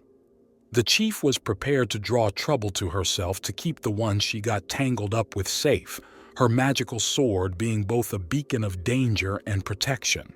Perhaps there was a grain of truth in Pilar's innocent proclamation. She was indeed a hero. She was a hero armed with a courageous heart and a magical sword, ready to brave the treacherous paths for the sake of others. Dual fragments of existence coalesced as they journeyed past a shadow-veiled copse, standing in quiet reminiscence of where Chief Ibanez's grandfather's humble abode once quietly nestled. A lonely grave marker beaten by time and the elements stood sentinel nearby, its silent narrative going unnoticed. The village, once in their line of sight, had now receded into the distance, swallowed by the horizon. Chief Ibanez gestured towards the retreating landscape, her gaze hardening with a question that clung to her tongue. Was it always like that? Pilar caught her eye, her face betraying the outliving of years that she could not quantify. "Long as I can remember," she replied, her voice a soft murmur against the wilderness. The question of Pilar's age hung in the air between them, the answer as elusive as Pilar herself, a creature of the world, a custodian of a realm where time danced on its own whimsical rhythm. Lost in the labyrinth of its capricious passage, Pilar could only offer a dismissal. It was a concept beyond the realm of human comprehension. Delving into Pilar's mysterious origin, Chief Ibanez inquired about the chronology of her birth, only to be met with an inexplicably vague response. Perhaps Pilar was born a year or two following her ancestors' arrival to the world, 9 months by human reckoning. Yet the exactitude eluded her. Perplexed and slightly unnerved, Chief Ibanez questioned Pilar's resilience, her ability to withstand the alien reality of her existence. Pilar's response slipped out like the quiet hum of a secret, echoing the depth of her acceptance. This was everywhere, the sum of her existence. She was shaped to endure, to thrive within the strange expanses of the world. For her, survival was not a choice. It was an inherent state of existence. As they reached the cliffside, a sizable cave loomed ahead, the climb aided by hand-carved steps embedded in the rocks. The cave was an echo of its counterpart in the reality Ibanez knew, but here, it was overgrown with a vivid tapestry of gleaming green vegetation exuding an intoxicatingly sweet fragrance. Tucked securely in its sheath on Chief Ibanez's back, SCP-6500 sword pulsed, a faint light streaking through the scabbard before settling into a low ebb. Their attention turned back to Zavala, the village of Chief Ibanez's past, a place she'd found too perfect, a paradise she had been eager to escape. Pilar agreed with her sentiment, acknowledging the fundamental human desire for change and exploration, an inherent aversion to stagnation. Chief Ibanez, however, saw a stark contrast between her past and the present. The village she once knew held a gateway to the world beyond, a promise of limitless possibilities. Yet their current locale felt like a cul-de-sac, an end with no beginnings in sight. Pilar disagreed, assuring her there was much more to their village than what met the eye. A similar world existed beyond its borders, albeit a tad harder to reach. Despite their climb, Chief Ibanez remained skeptical of Pilar's assurances, quipping about the futility of ground-based speculations. Pilar, however, embodied the world's mystique. She saw them standing not on solid ground, but teetering on the precipice of the unknown, brushing the edges of an ethereal rooftop overlooking everything. Their journey led them to a narrow plateau standing vigil over a sheltered bay. The villagers, mere specks from their heightened perspective, waved at them from the village center, their enthusiastic cheer contrasting the somber atmosphere of their conversation. Pilar waved back, her face glowing with a fondness for her kith and kin. Chief Ibanez, however, warned her about the fleeting nature of such places, using her own apathetic detachment from her past as an example. As they continued their ascent, the landscape unfurled like a grand tapestry, an expansive vista of trees morphing into a lower tableland that led to an otherworldly, seemingly infinite algal bog. Pilar remembered the old times, the people, and the stories they used to share. Chief Ibanez, however, was resistant to dredge up the past, her memories of the villagers confined to a time long forgotten. That, she mused, was the fundamental difference between her and them. They reminisced, they remembered, they relived. She chose to forget, to move on. She had built sturdy walls around her past, selectively choosing the hardships she wanted to remember, the battles she wanted to fight, and the burdens she wanted to bear. Yet, her past had a way of catching up with her, of sneaking into her present and muddling her future. She couldn't escape Pilar's insinuations about being viewed as her replacement, an accusation that she vehemently denied. She was not there to replace anyone. She was there to learn, to understand, and to protect. She was there to face the surprises life had in store for her, even if some of them were arduous to bear. Pilar, on the other hand, was desperate to assert her individuality. She wasn't there just to fill a void. She was not a replacement for Chief Ibanez, and she didn't want to be seen as one. She wanted to be recognized for her own strengths, her own efforts, and her own existence. Their journey, however, was marred by sudden tremors shaking the ground beneath their feet, a harsh reminder of the volatile reality they inhabited. A sense of foreboding hung heavy in the air as ominous cracks echoed across the forest. The trees swayed ominously, and as Chief Ibanez glanced towards Pilar, a sudden realization rushed through her. She felt an urgent need to protect Pilar from the impending danger, a desperate rush of adrenaline pushing her past her previous reservations. In a swift motion, she pulled Pilar into a run, racing against the chaos that trailed behind them. Chief Ibanez's sword, SCP-6500 sword, pulsated and glowed, feeding off the fear and urgency of the moment. The forest erupted in a pandemonium of snapping trunks and branches, the earth rippling beneath them as they tried to outmaneuver the seemingly insurmountable danger. Their world was shattering around them, but they had to keep going. They had to survive. The danger, however, seemed to have a life of its own, manipulating the landscape and the creatures in it to confound their path. A massive, spined form emerged from the depths of the bog, its monstrous form stretching out to several hundred meters, thrashing violently and displacing the surrounding water and soil. A frenzy of panic and desperation unfolded as Chief Ibanez and Pilar fought their way through the chaos. Every leap, every desperate dash for safety was met with an equal and opposite reaction from the monstrous creature. Chief Ibanez took the lead, her fear momentarily forgotten in her determination to protect Pilar. She brandished her sword with a fierce cry, a direct challenge to the monstrous entity. The creature responded with a recoil, shaking the surrounding terrain with a force that could rival an earthquake. Dirt and debris filled the air, obscuring their vision and causing them to lose their balance. The monstrous entity was relentless, its tail smashing into the earth with blind fury, turning the once tranquil bog into a pit of destruction. In a desperate bid to divert the creature's attention, Chief Ibanez deployed a concussion grenade, the resultant bang distracting the creature and steering it away from them. With a quick, strategic decision, they made their way towards a gnarled tree, using its branches as a temporary shelter from the chaos below. As the tremors finally subsided and the creature retreated into the depths of the bog, Pilar and Chief Ibanez descended from their shelter, their hearts pounding with the adrenaline rush of their narrow escape. Chief Ibanez, her attention already shifting to their initial mission, took out a LiDAR drone to scout the bog. Their path was clear, for now. The danger, however, was far from over, the monstrous entity still lurking within the depths of the bog, ready to strike at their slightest misstep.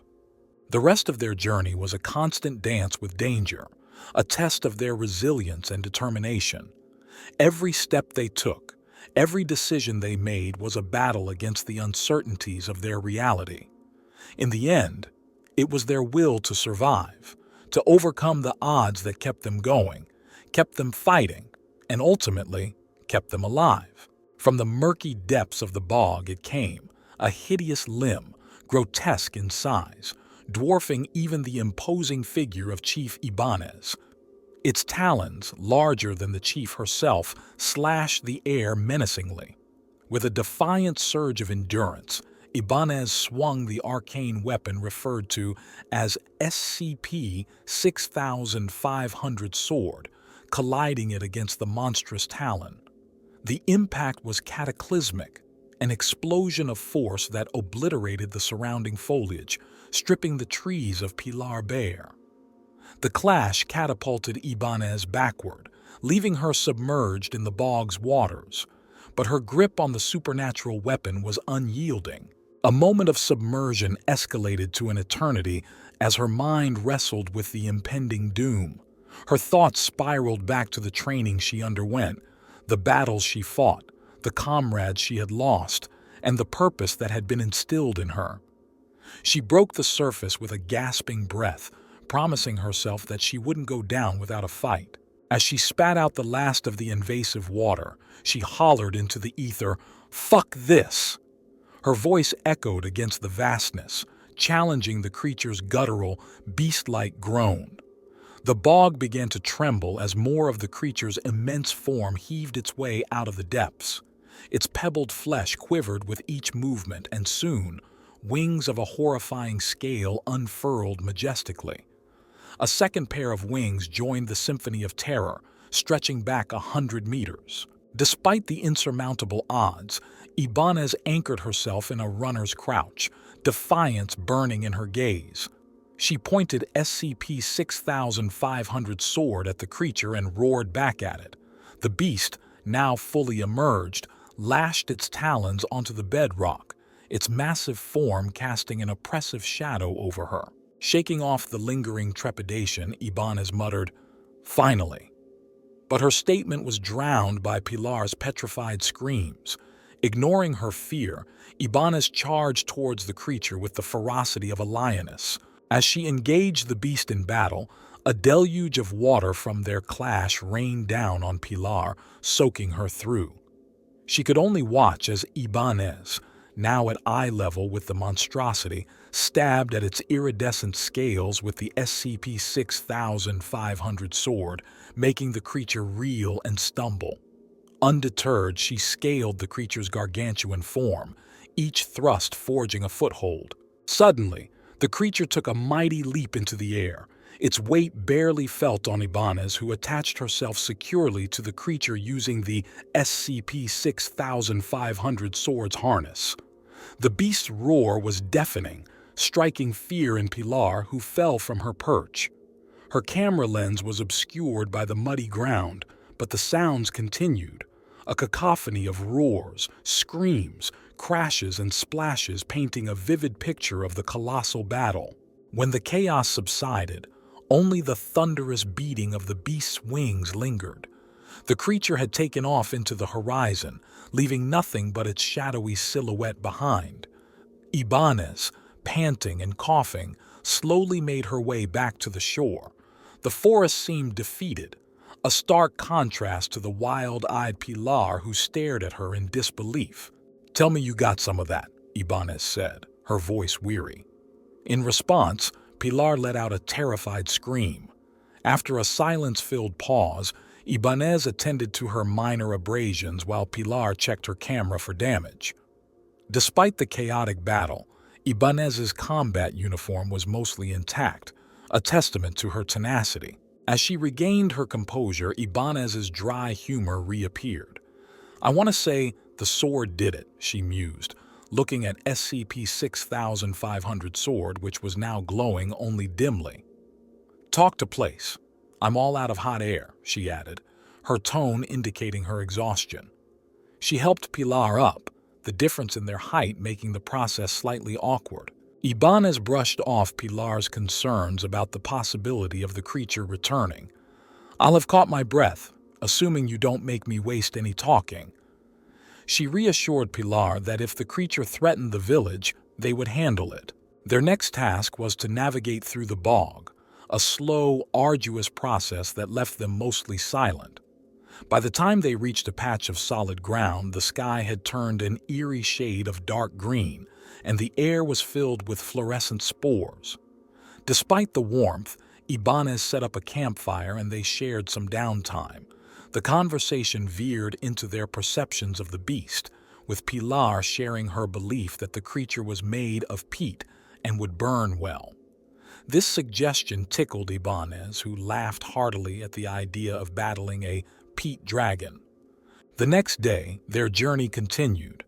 Pilar confessed her confusion about bogs, to which Ibanez responded that their current terrain was not a natural bog, but rather something paranatural.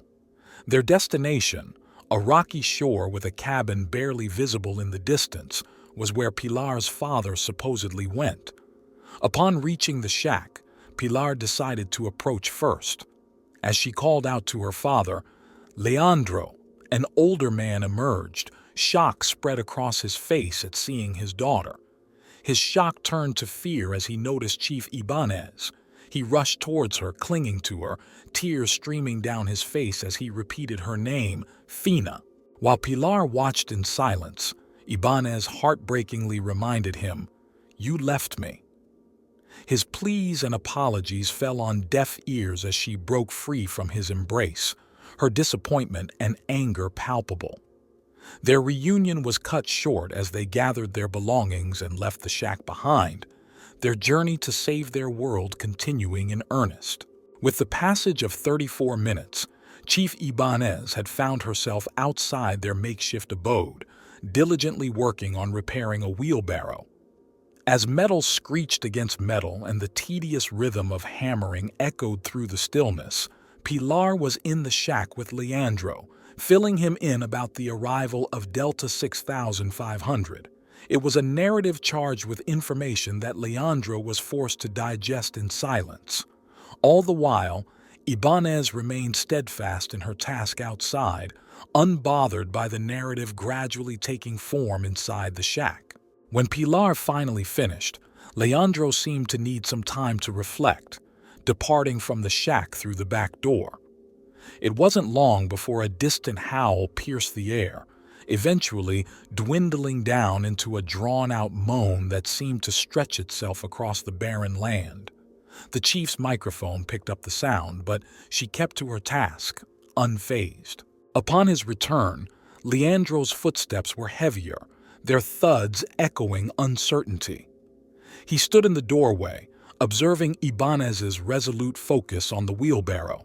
He finally broke the silence, his voice hoarse and thick with emotion. He asked about the others. Ibanez remained silent, her hammer never missing a beat. His pleas escalated with each unanswered question. When he eventually mentioned Jessica, Ibanez simply shook her head, her gaze never leaving her task. The conversation took an emotional turn, with Leandro's voice turning into a desperate whimper, pleading for information about Eloy, Ernesto, Jorge, and Aurelio. His pleas met with silence or short, brutal responses, the reality of their fates unveiled in the process. Leandro, the man with a seemingly sturdy exterior, was reduced to a trembling mess. He slowly staggered into view, holding a chair for support. His legs barely managed to hold his weight as he gingerly placed the chair and sank into it. As this emotional maelstrom unfolded, Ibanez maintained her stoic demeanor. The completion of the wheelbarrow repair was met with a grunt of satisfaction. The interaction that followed was emotionally charged, Leandro's tear-streaked face expressing his regret for not having tried hard enough, and Ibanez's anger that he had not tried at all. She accused him of knowing about the fates that awaited them, and he denied it. The tension was palpable. Their conversation led them down memory lane, unearthing their shared history and revealing the complexity of their past relationship. The mention of graves, marriage, and abandonment pulled them into a vulnerable and emotionally raw space. Leandro revealed a fear of returning to Earth, a sentiment met with stiff resistance from Ibanez. The exchange grew heated as Leandro voiced concerns over potential threats and enemies. Ibanez countered him at every turn, asserting that she had already neutralized the threats he feared. The revelation left Leandro shocked, yet his fear of an uncertain and dangerous future remained. In the midst of the tension, Pilar voiced her agreement with Ibanez. Despite Leandro's strong opposition and pleas, Pilar stood her ground, pushing for the necessity of doing something proactive. She emphasized the need for action over passivity, even in the face of uncertainty and danger. Their differing perspectives collided into a whirlwind of emotions, with truths about the past and present laid bare. It was revealed that Leandro and his people were originally destined to capture the chaotic brothers and transport them to a liminal space, thus preventing potential harm. However, love had altered the course, making them deviate from their destined path and causing the hastened arrival of an apocalypse. The revelation triggered a wave of guilt and regret, with accusations of blame bouncing back and forth. Chief Ibanez rose again, her stance resolute and ready. It was time to initiate movement, to push back against stagnation. Despite the whirlwind of emotions, Leandro managed to express his happiness at seeing Ibanez alive and her resilience in the face of life's harsh realities. The raw honesty of the moment left them both in silence, the weight of their pasts and the uncertainty of their future hovering over them like an ominous cloud. As the conversation came to a close, Chief Ibanez voiced a bitter truth: the consequences of not choosing and letting life passively unfold, a reality they were now forced to face. As the echoes of the past danced with the uncertainty of the future, a silent understanding passed between them. The conversation had ended, but the journey was far from over. The silence lingered in the cold air, a ghostly echo of the harsh words exchanged by Chief Delfina Ibanez and Leandro. Delfina's lips, pressed into a thin line of discontent, tightened even further as a growl of inarticulate rage escaped them. That's what self-pity and incessant complaints lead to. An easier way out that ends up being harder for everyone else, she spat, the bitter sting of reality reflected in her sharp words.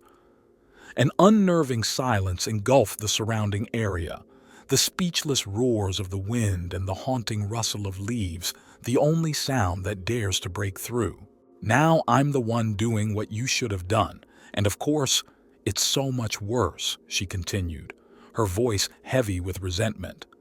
His earlier interruption about hypothetical future children met with a biting rebuttal, her pride and resolve unyielding under the weight of their past mistakes. She stalked back towards the derelict shack, her steps stiff and radiating a cold, sullen anger. A soft murmur escaped her lips, words whispered for herself in the biting wind. I'm still the last Ibanez. The following morning, despite Leandro's suggestion to remain at the cabin, Delfina pushed for their return. The path through the treacherous bog had been safely determined, and they had no reason to linger. A detour was suggested by Leandro, about half an hour's walk from the cabin, which Delfina reluctantly agreed to. As they ventured towards the detour, the terrain began to transform, shifting from the soft, dew-soaked grass to a harsh glacial landscape. The ground glistened with an eerie sheen, the brightness of the ice almost unnatural under the somber sky. Delfina and Pilar exchanged quiet words, their conversation barely brushing the surface of the chilly wind. Leandro, leading them through the frozen terrain, appeared oblivious to their conversation. Pilar revealed a wrinkled, water-damaged map, a relic from their past drawn in the innocent, eager hand of a child. The map, a silent testament of the secret trails followed by Leandro, was bestowed upon Delfina, unveiling the bitterness of betrayal and the sorrowful weight of reality. A revelation that shook Delfina, though she kept her emotions buried beneath a stern demeanor. This, too, Pilar seemed to understand, her quiet empathy reflected in her understanding gaze. Their journey led them to a valley, desolate and marked with the remnants of scorched flowers, blackened soil, and the skeletal remains of unusual vegetation. Leandro revealed it to be the final resting place of his failed Nigella plantation, a symbol of misplaced hopes and dreams. Ages-old traditions, patriarchal nursery rhymes, and the tragic fate of the flowers were discussed among them, the air growing heavier with each passing minute. Leandro's confession about his intentions and the subsequent failure of his plans hung in the air, a tangible cloud of regret and sorrow.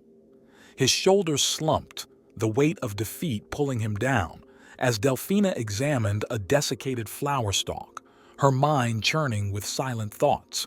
They didn't need the flowers to escape, Pilar stated optimistically, a statement to which Delfina agreed, her voice tinged with bitterness and doubt. Upon their arrival at Puerto Extirpado, a party met them where the gully opened on the rear of the abandoned Ibanez shack. A sense of relief washed over them, the familiar sight of their home grounding their weary minds.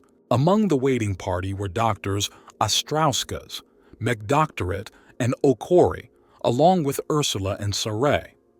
A heartwarming reunion unfolded as Leandro was pounced upon by his younger daughter, while Pilar and Ursula shared a tender hug. Delfina, however, maintained a distant stance with the doctors, her body language radiating hostility.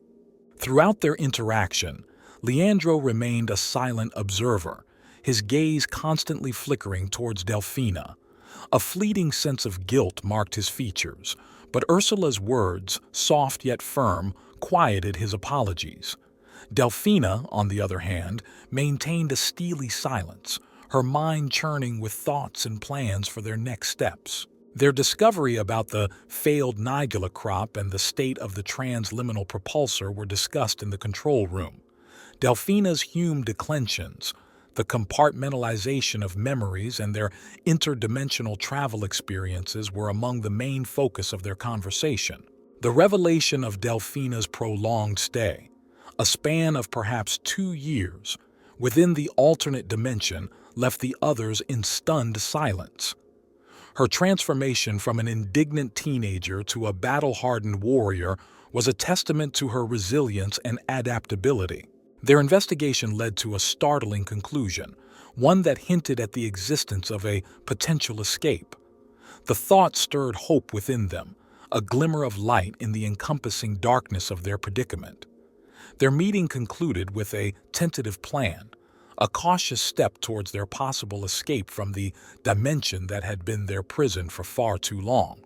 As the clandestine conversation between Dr. Okori and Chief Ibanez unfolded, the notion of aura reading, a new practice they had developed over the past months, was juxtaposed against the cool, speculative gaze of Ibanez. The seasoned chief was dubious yet intrigued, while Okori savored the taste of eternal hope that never seemed to fade, even against the grim backdrop of their current predicament. Their dialogue fluttered like birds flying through the air, touching upon various ideas and thoughts. The possibility of cultivating plants in this alien world, the concept of ley lines being alive, the innate insanity of the mobile magical conduits.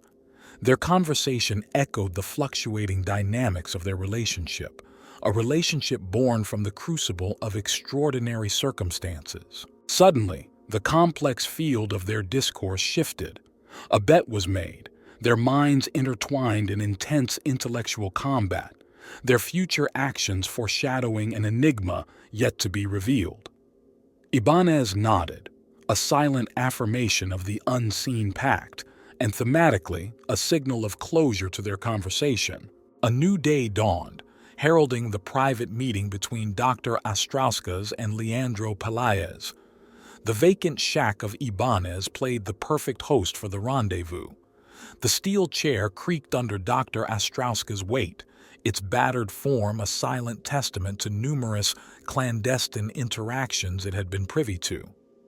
As Leandro entered, suspicion danced in his eyes, suspicion of the intent behind the meeting, suspicion of the woman he was about to converse with.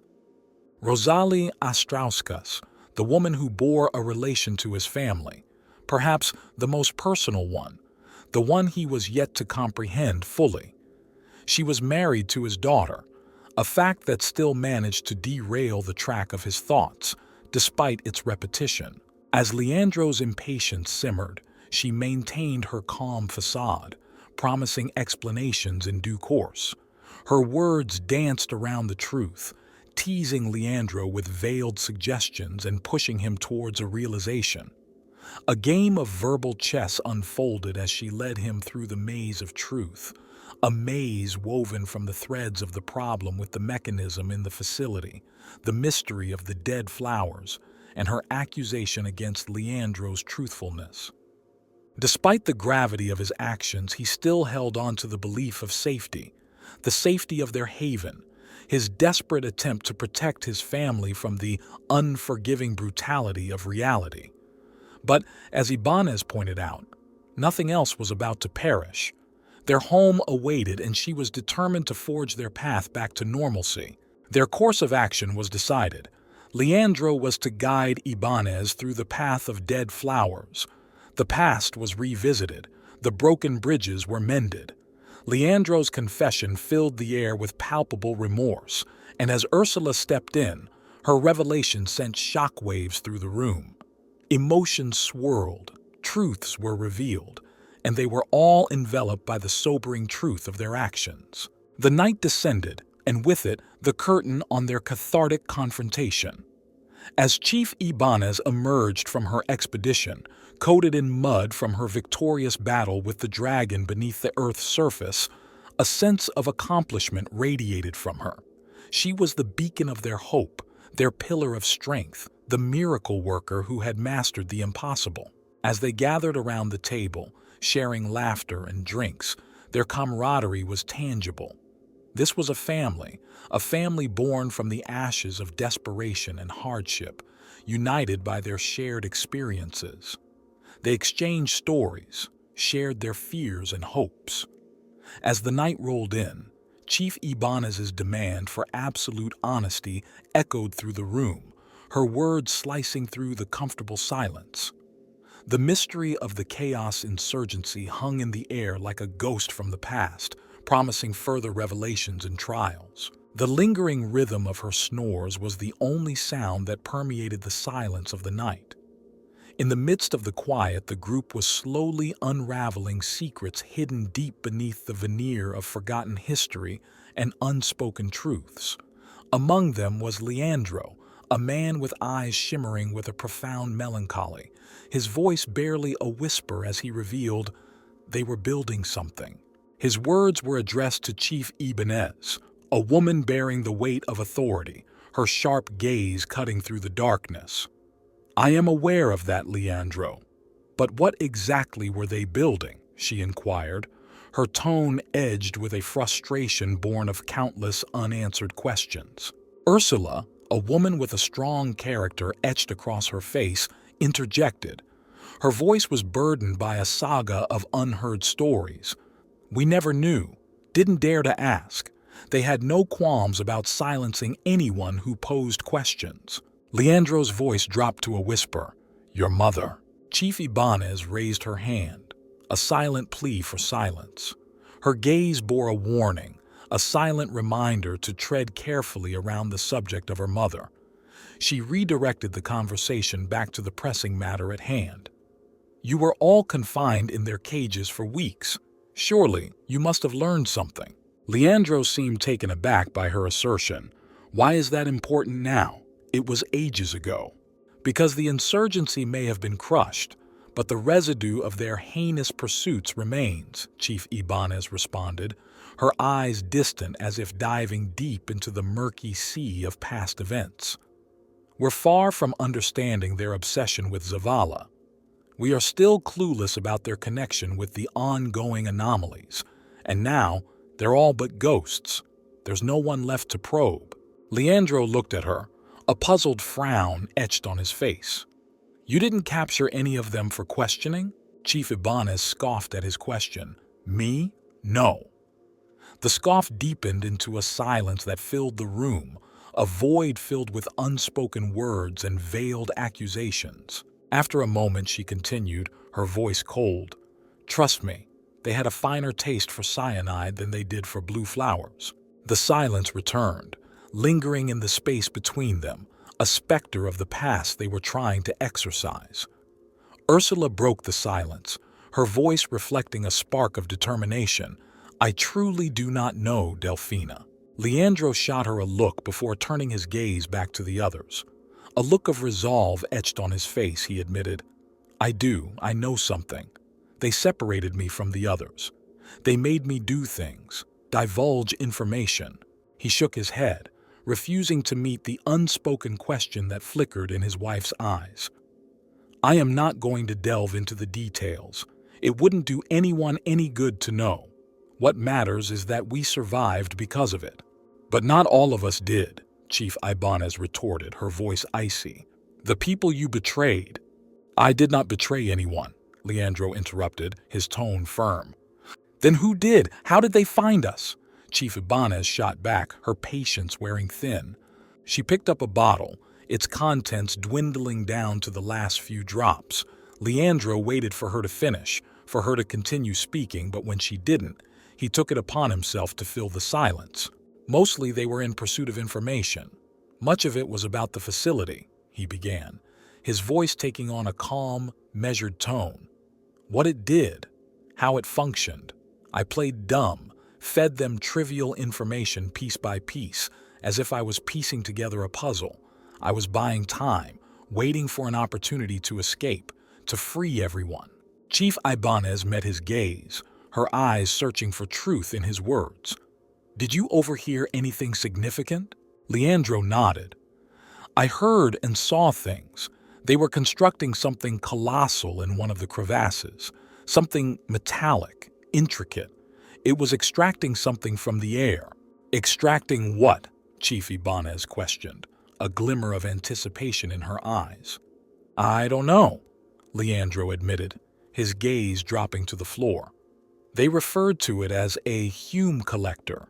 It ran for weeks and consumed an inordinate amount of fuel. It spewed out smoke like a raging beast. I think it was draining the very life out of the bay. Do you recall the sunsets? Chief Ibanez nodded her acknowledgement, prompting Leandro to continue. The sunsets were never the same after they activated that monstrosity. Ursula chimed in, her voice barely above a whisper. And the flowers. Dr. McDoctorate, an enigmatic figure of the group, responded, Stranger in the mist. They dredged up the entire cargo from the northern reach.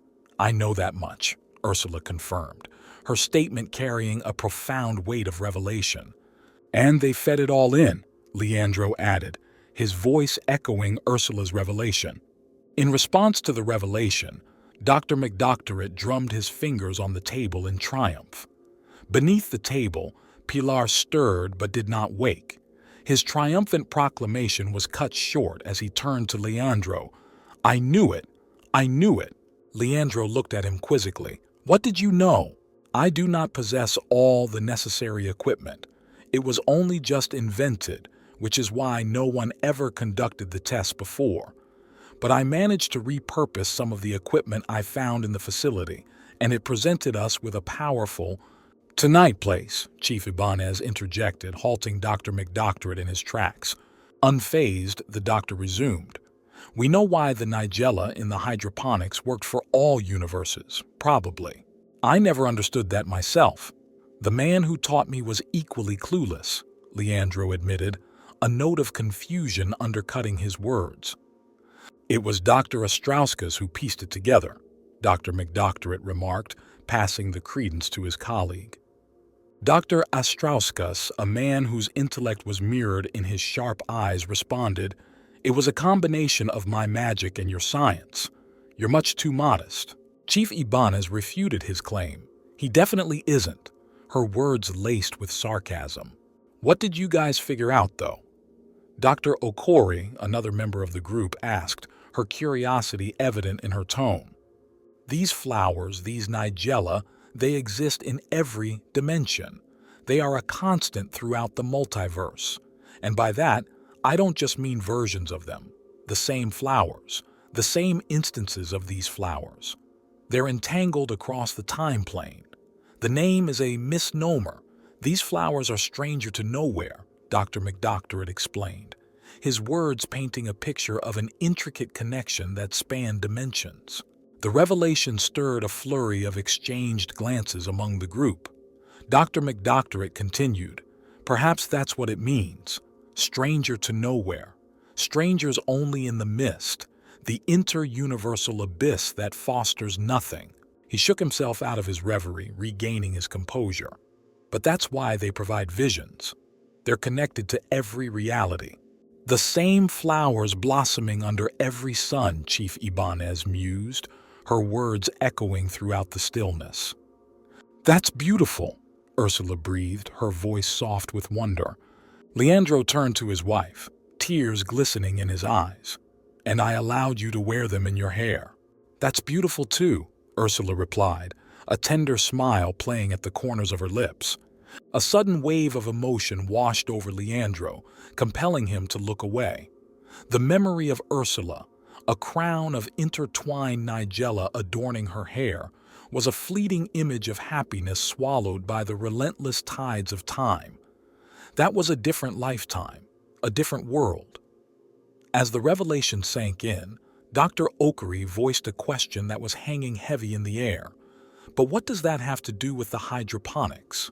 Nigella grown in the facility are not in any universe. They are hume-neutral and have access to the entire set without any local identifiers interfering, Dr. McDoctorate explained. That's why they allowed the TLP to lock onto so many coordinates, and you simply have to choose one and see where it leads. Dr. Okery conjured a new theory. Perhaps that's why the time dilation was intentional. Maybe it was designed to allow the facility to regrow its crop without consuming 30 years of real time. The revelation widened Dr. McDoctorate's eyes. "I greatly admire our collective intellect, you know." Leandro shook his head, a bemused smile playing on his lips. "I doubt I'd ever comprehend how people like you exist." "Thank you," Dr. McDoctorate responded, his voice bubbling with amusement. Dr. Okery nudged him. "What was the hush-hush conversation you had with Delphina about, right before she went out to face the dragon?" "Isn't it obvious?" Dr. Ostrauskas chimed in. "He instructed her to slay the dragon so the sword could revive the plants." "That was my idea. He claimed it wouldn't work," Chief Ibanez remarked, her voice laced with a hint of defiance. Dr. Okery tilted her head in confusion. "But it did work. Reviving the sword was only a part of the plan. Leandro wasn't lying when he said the plants struggled to thrive here. That's because their ley line wasn't reliable," Dr. McDoctorate clarified. "There is no ley line. We established that," Dr. Ostrauskas pointed out. "But then they could never have grown at all." "Wait a second." Dr. Okery caught on to the thread of their disjointed clues. Chief Ibanez chuckled at her realization. "Do you get it?" "No way!"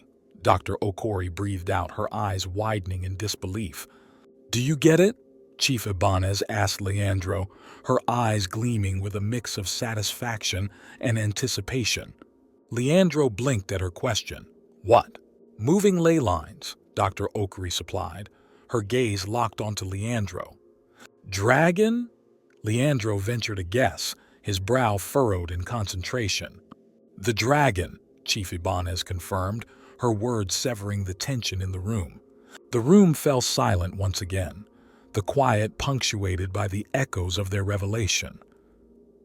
"I wish I could have seen it," Dr. Ostrauskas voiced, breaking the poignant silence.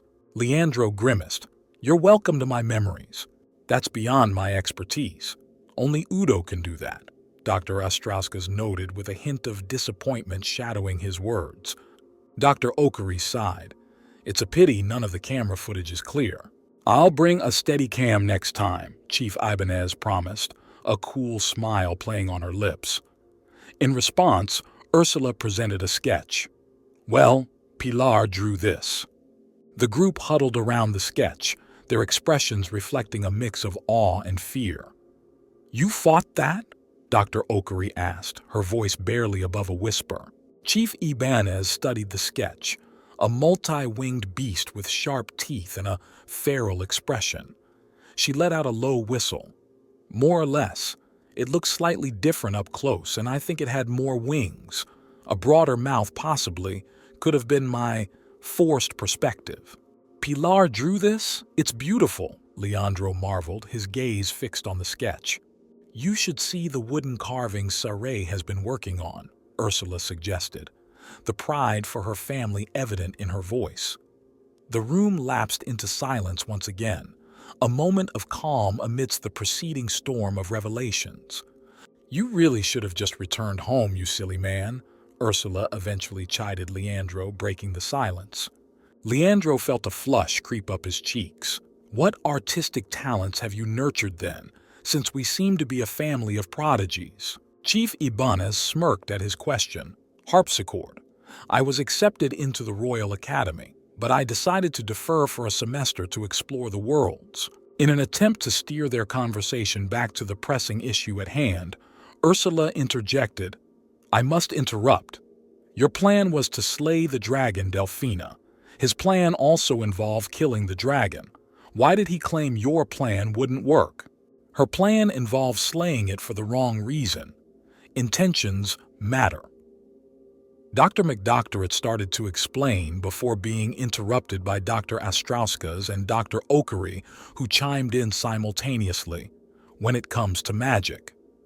"This is insanity," Leandro exclaimed, his eyes darting between the group members. "Did you think I lured it to the plantation before killing it?" Chief Ibanez asked Leandro, a playful gleam lighting up her eyes. Leandro pursed his lips. "Honestly?" She nodded, encouraging him to continue. "I thought you aimed to scare me," he admitted, his words inciting a wave of laughter among the group. Dr. McDoctorate sobered up. "It does mean we need to move on, though." "Why?" Ursula questioned, her gaze fixed on him. "Because that beast was more than just a living ley line," Dr. McDoctorate revealed. "I extracted data from the atmospheric collectors we set up around the ridge and compared it to the remnants of the dragon on Delphina's ruined clothing." "You rummaged through my laundry?"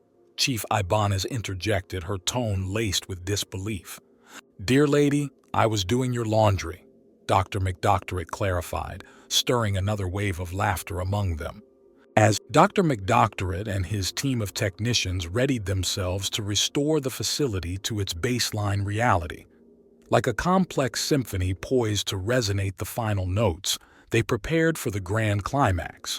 Leandro, the village's unsung intellectual, provided the intricate data to ensure the standing structures of their village wouldn't be left behind in the reality transition.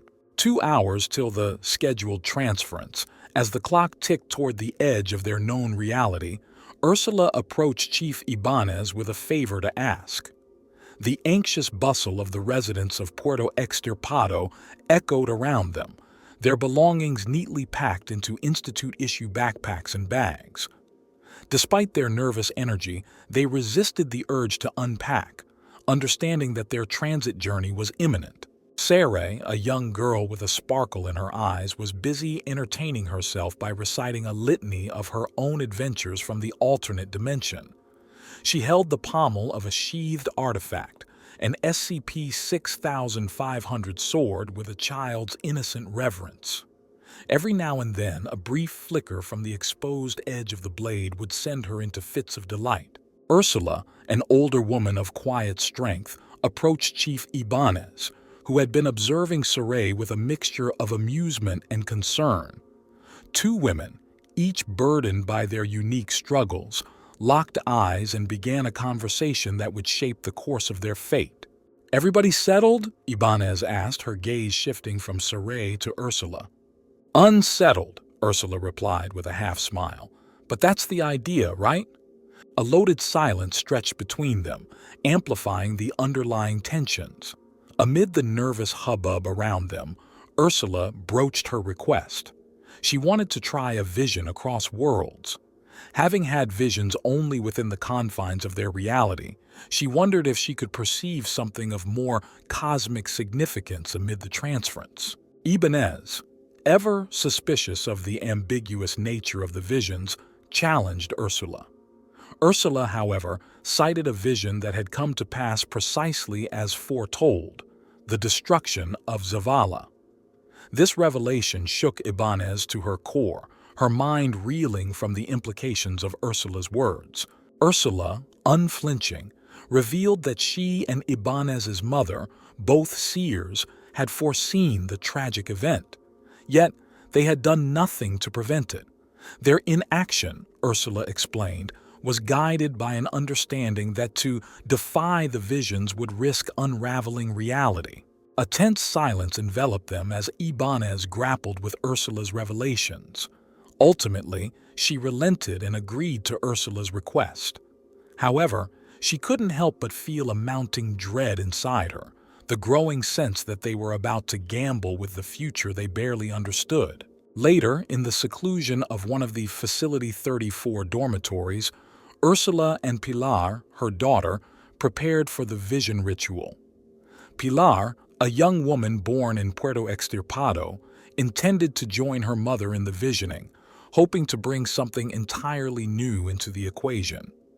Ursula, though initially wary, agreed to include her. The women proceeded with the ritual, ingesting a mixture of crushed leaves and blue liquid. As the substance took effect, they began to describe an overwhelming, emotionally charged vision. They saw an unfathomable cosmos, a chaos of colors and brilliance, and a terrible conflict between unseen entities. Ursula saw Pilar within the vision, a silhouette amidst the cosmic turmoil. And then, Ursula saw a terrifying vision, a prophecy of a future where everything would become worse. Pilar, however, had a far cry from her mother's vision, a tranquility of a lake and a blue sky, gradually morphing into a disturbing reality where the world was an endless mass of boxes and everything crawled. Pilar saw the people of her sister, Chief Ibanez, and she saw them die. The disturbing vision sent the two women into a state of shock and fear, but they clung onto each other for comfort. As Ursula left to attend to Sare, Ibanez entered and Pilar revealed the full extent of her vision. She saw Ibanez die, and not just her, but all of her people. The grim realization dawned upon the women. They were gambling with the future, and the stakes were higher than they had ever imagined. As the final preparations for transit unfolded, a sense of finality hung in the air. Leandro declared that this would be their last trip, a poignant decision that marked the end of an era. Struggling with the disturbing insights of their vision and the weight of their impending departure from their reality, the extirpitans readied themselves for the inevitable. Chief Ibanez, surrounded by the familiar faces of her team and the villagers, initiated the transference with a heavy heart. "Let's go home," she declared, inadvertently echoing a sentiment that was universal to them all, a longing for a reality they could call home. The room seemed to be swallowed by a gaping maw of cosmic uncertainty as she depressed the button. The translocatory localizer projector, or TLP, whirred into frenzied action, its spinning gears and flashing lights distorting the fabric of reality around them. The sense of space and time was stretched and skewed, reminiscent of a television signal scrambling before clearing up again. It was a process that took no more than a minute, but with time itself bending under the influence of the machine, the experience felt much longer. When the brilliant light of the machine subsided, the group of scientists, soldiers, and civilians exchanged furtive, nervous glances, their expressions a mirror of uncertainty and rising tension. Chief Ibanez attempted to ease the palpable anxiety, her voice a gruff melody against the sound of the still cooling machine. "Welcome back to be—" But her reassurances were cut off by an ear-splitting crack, the kind that rumbles from the bowels of the earth and shakes even the steadiest of foundations. Instantly, Chief Ibanez's hand shot to her radio, her military instincts honed from years on the front lines kicking into gear. As the radio crackled back to life, cutting through the shock, Captain Seon Ji-hoon's voice filled the tense silence.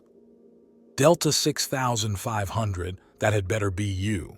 Before anyone could respond, a second crack reverberated through the air, its source obviously a distant explosion. The lights flickered eerily, a ceiling tile crashed down, and a terrified scream sliced through the heart-stopping stillness. Pilar, a member of the Peláez family who had been watching on in terror and confusion, recoiled at the sudden chaos. Dr. Okari, a woman more used to the methodical calm of laboratories than the unpredictable chaos of combat zones, struggled to put her thoughts into words. "What the hell is— This is Delta 6500 actual. Report!" Ibanez barked into her radio, drowning out Dr. Okori's bewildered exclamations. The radio crackled in response. "Aerial assault. Bombers with fighter escort. Lost contact with sentries in the forest might be ground pounders on their way too. No positive ID yet. Who else could it be? Ibanez grumbled, her frustration seeping into her words. The Chaos Insurgency. It can't be, Dr. Ostrauskas argued, the reality of the situation sinking in. Not anymore. Ibanez snorted, a dry, mirthless sound. What planet have you been living on? There's no not anymore. This is just the way shit is now. On that grim note, she thumbs the radio again, her voice a beacon of gritty determination. Hold the line, Cap. We'll back you up. Captain Leon's response came, though the static reassurance laced with the strain of ongoing combat. Never any doubts, Chief. You hearing this, Nasty? Ibanez called into the radio, her tone a seamless blend of command and concern. Agent Kozlova's voice, steady and resolute, responded. Loud and clear. Good, Ibanez acknowledged. You and Georgie get to the Zavala side airlock. You're going to have civilians to protect. Roger, Kozlova confirmed, the phrase a well-known shorthand for unwavering commitment. While a constellation of fear sparkled in the eyes of the Pelaez family, Chief Ibanez gathered the scientists into a hasty huddle. Roz, she addressed Dr. Ostrauskas, her voice filled with urgency. You watch the villagers. Use your psychic abilities to identify anybody who looks like they're going to try and be a hero. I can already see at least one, Ostrauskas replied, her gaze fixed on a stubborn glint in the eyes of one of the villagers. With a grim nod, Ibanez turned to Dr. McDoctorate. Place the dome defense. The doctor gave a regretful sigh. Still pooched. Take months to reverse engineer. Then coordinate evacuation. You've got survey data for the gulch, right? Right. There's a cave off the main drag just a few hundred meters from the exit. Caves collapse, Dr. Okery countered, her voice tight with concern. You can strengthen it on the way, Ibanez fired back, her tone brooking no argument, while you close the gully roof so we don't get torn to ribbons on the way out. True to form, Dr. Okory responded with determination, reaching for her pouch of reagents. Too bloody right I can. A brief moment of camaraderie passed between them, their shared resolve acting as an unspoken promise of loyalty and mutual protection. But as Ibanez's gaze fell on the terrified Pelaez family, her demeanor softened. Pilar, you make sure everyone sticks together, including Roz, and take care of your sister. Pilar, her eyes wide and fearful, found her voice. What are you going to do? The same thing I did last time, Ibanez replied without hesitation. Only better. Dr. Okery's sarcastic interjection cut the tension. You're not going to try make me stay too? Ibanez's charred gaze drifted to the youngest Pelaez, Saray, who had produced one of her infamous knotty green sticks. Saray held it aloft and smiled, her youthful innocence a stark contrast to the bleak situation. The sight prompted a rare grin from the stoic chief. Fuck no. I learned my lesson, she said, her voice laced with a strange mix of regret and admiration. This time, the warrior and the warlock take one path, together. With a renewed determination burning in her eyes, Chief Ibanez grabbed Dr. Okery's hand and led her out of the control room, their strides matching and resolute. You and me are going to rebaptize Zavala. As the two disappeared in the direction of the armory, the control room was swallowed by an eerie silence, as if awaiting the impending storm. The Battle of Zavala had begun. In the ensuing chaos, Chief Ibanez acquired powered armor from the lockup of Facility 34, the same set she had donned during the original Operation Tailwind Kite. Alongside Dr. Okory, she emerged into a war zone, a fierce battle already in progress between unidentified assailants and the Foundation's operatives.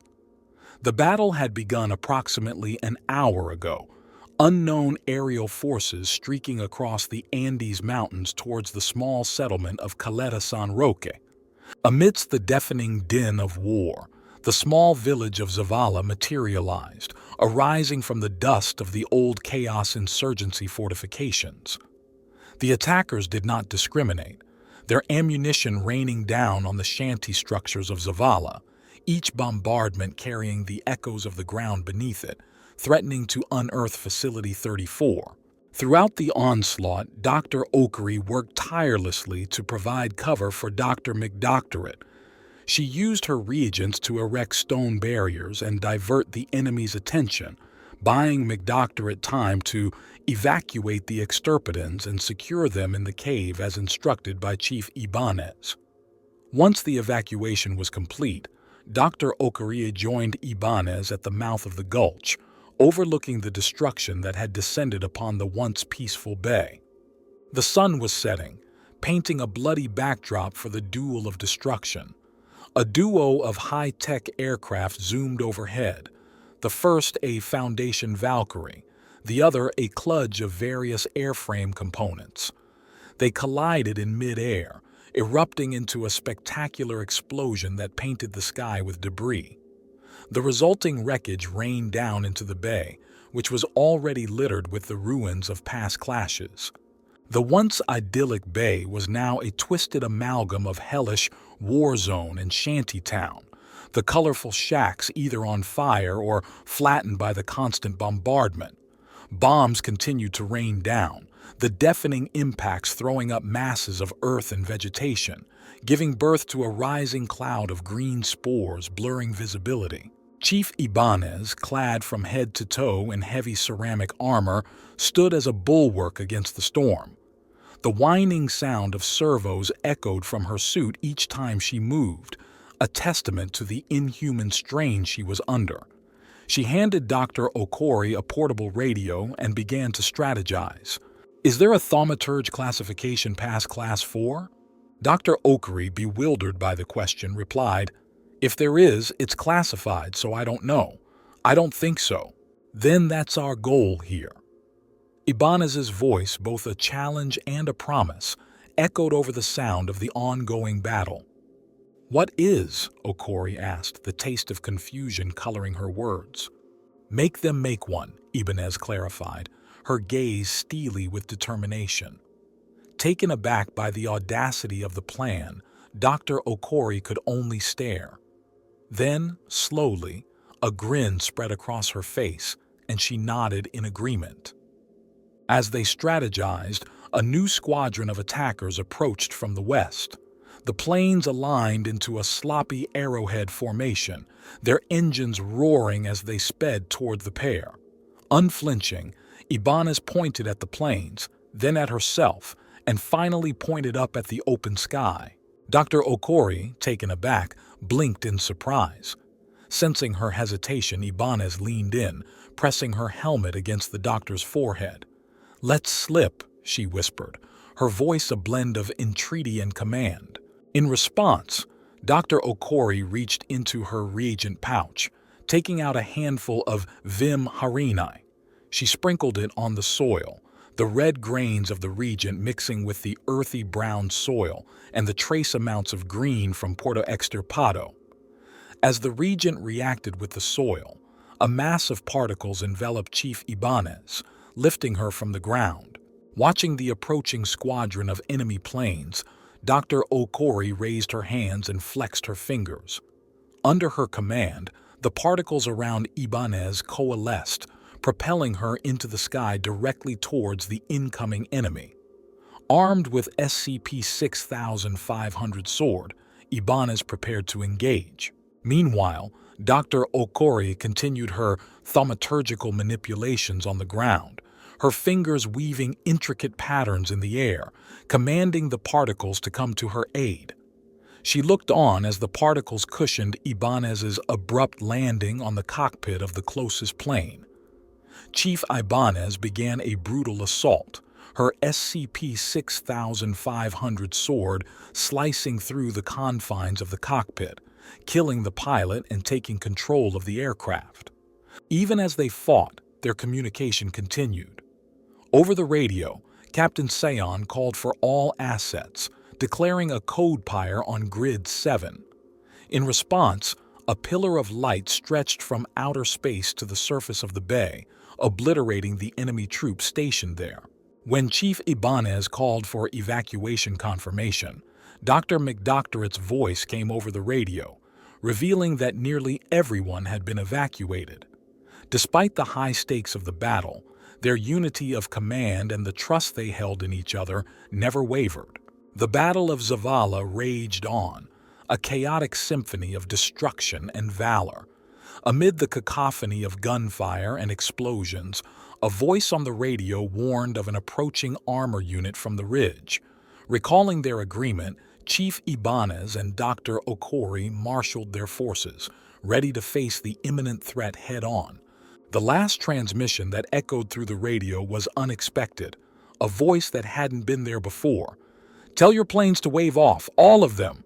Leandro, a resident of Zavala, had found his way onto their frequency, much to everyone's surprise. He claimed to have stumbled upon an instruction manual for the village, and in a desperate attempt to aid the ongoing battle, he had set it ablaze alongside flowers. It was a reckless move, burning an unknown asset, but the time for caution was long past. With that, the Battle of Zavala continued to rage, the fate of the Foundation and the innocents they were sworn to protect hanging in the balance. The once controlled and commanding voice of Director Leandro Ibanez cut across the chaos like a shockwave. "Exercising my directorial privilege," he declared, with an underlying tremor of desperation. "Are you running right now?" His voice called out to the woman barreling across the unstable terrain, Chief Ibanez. She wasn't just running, she was fleeing. "Of course I'm fucking running," she responded, her voice strangled with fear yet filled with a stubborn fire. The heads-up display in her helmet painted a grim picture, internal stress levels spiking, rising heat levels as the suit's motors strained to keep up with her frantic pace. With every punishing step, she pushed the suit further, the complex machinery whining in protest. Leandro's voice thundered through her helmet, "Stop!" But she did not. Her answer came as a defiant acceleration, forcing the suit's systems into a screeching protest. The word echoed again, "Stop!" This time, Leandro's voice held a grating note of desperation. She responded with a defiant, "No!" Suddenly, there was a physical manifestation of resistance. A wall of soil erupted in front of her, yet she plowed through it. Another rose, only to have her burst through it, then another. Despite her indomitable will, the constant obstacles began to slow her momentum. Out of the dust cloud formed a hand, smaller than before, guiding her to a halt against the resolute cliff face. Her vision was swallowed by the dust. She struggled, panic creeping into her voice. "What's wrong? I can't see." "Roz? Is she stopped?" queried Leandro, his voice filled with a mix of anxiety and expectation. "She stopped." The words came from Dr. Okori, their tone strained but filled with a sense of accomplishment. Leandro's answer was simple, "Good," and in that moment, a strident whine filled the air, echoing ominously across the bay. The whine intensified, and amidst the rising cacophony, Leandro's final words held the weight of a lifetime. "This is the last trip."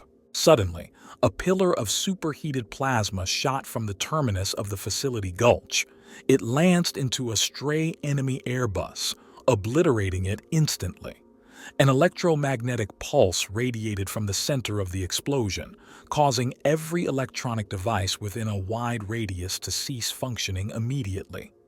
Chief Ibanez's HUD flickered out as she stood, frozen. Her helmet off, she was weeping under the weight of the destruction around her. In the aftermath, a chilling message seeped into every corner of the Foundation facilities across the globe. "The sun is shining, but your shadow thins on the dial as we pass from the daylight hours. You turn to witness the final light, and we rise to deny you its closure. We are chaos resurgent." The chief was left in the darkened silence of her disabled armor, her breaths coming in short gasps. She clambered out of it, shedding the weight like shedding an old skin, and began her trek to the gulch on foot, her pace rapid despite her exhaustion. As she arrived at the cave entrance, a flurry of activity within met her exhausted gaze. The surviving members of the Foundation were scattered around the cave, some being treated for minor injuries while others worked to set up emergency lights. The warm glow of firelight flickered through the mouth of the cave, casting a tragic light on the remnants of the facility in the distance. She locked eyes with Dr. Astrauskas, who waved her from the eastern end of the cave. Her heart pounding in her chest, she sprinted over, skid to a halt, and dropped to her knees in front of the doctor. Her gaze fell on a prone figure, Leandro, who was breathing shallowly, coughing intermittently. His face bore the marks of exhaustion and relief. "Guess it worked," Leandro chuckled weakly as he looked up at his daughter. Chief Ibanez threw herself on him, pressing her head to his chest, her body shaking with sobs. Leandro wrapped his hands around her, their bond stronger than ever in the face of the chaos that had just passed. It was a moment of silent reconciliation, a stark contrast to the chaos they had just endured. For the rest of the evening, the cave was filled with camaraderie and determination as everyone huddled around the rejuvenated director, ready to face the next challenge. Task Force's command officially reactivated PTF Delta 6500 under the command of Chief Ibanez, with Dr. Astrauskas and Dr. Okori as operational assets and Dr. McDoctorate as a consultant. A new mission had begun, one that was certain to be fraught with challenges yet filled with the tenacity of those determined to protect their world, their home, and each other. As the sun set on the ravaged landscape, there was the promise of a new dawn, a new beginning amidst the end.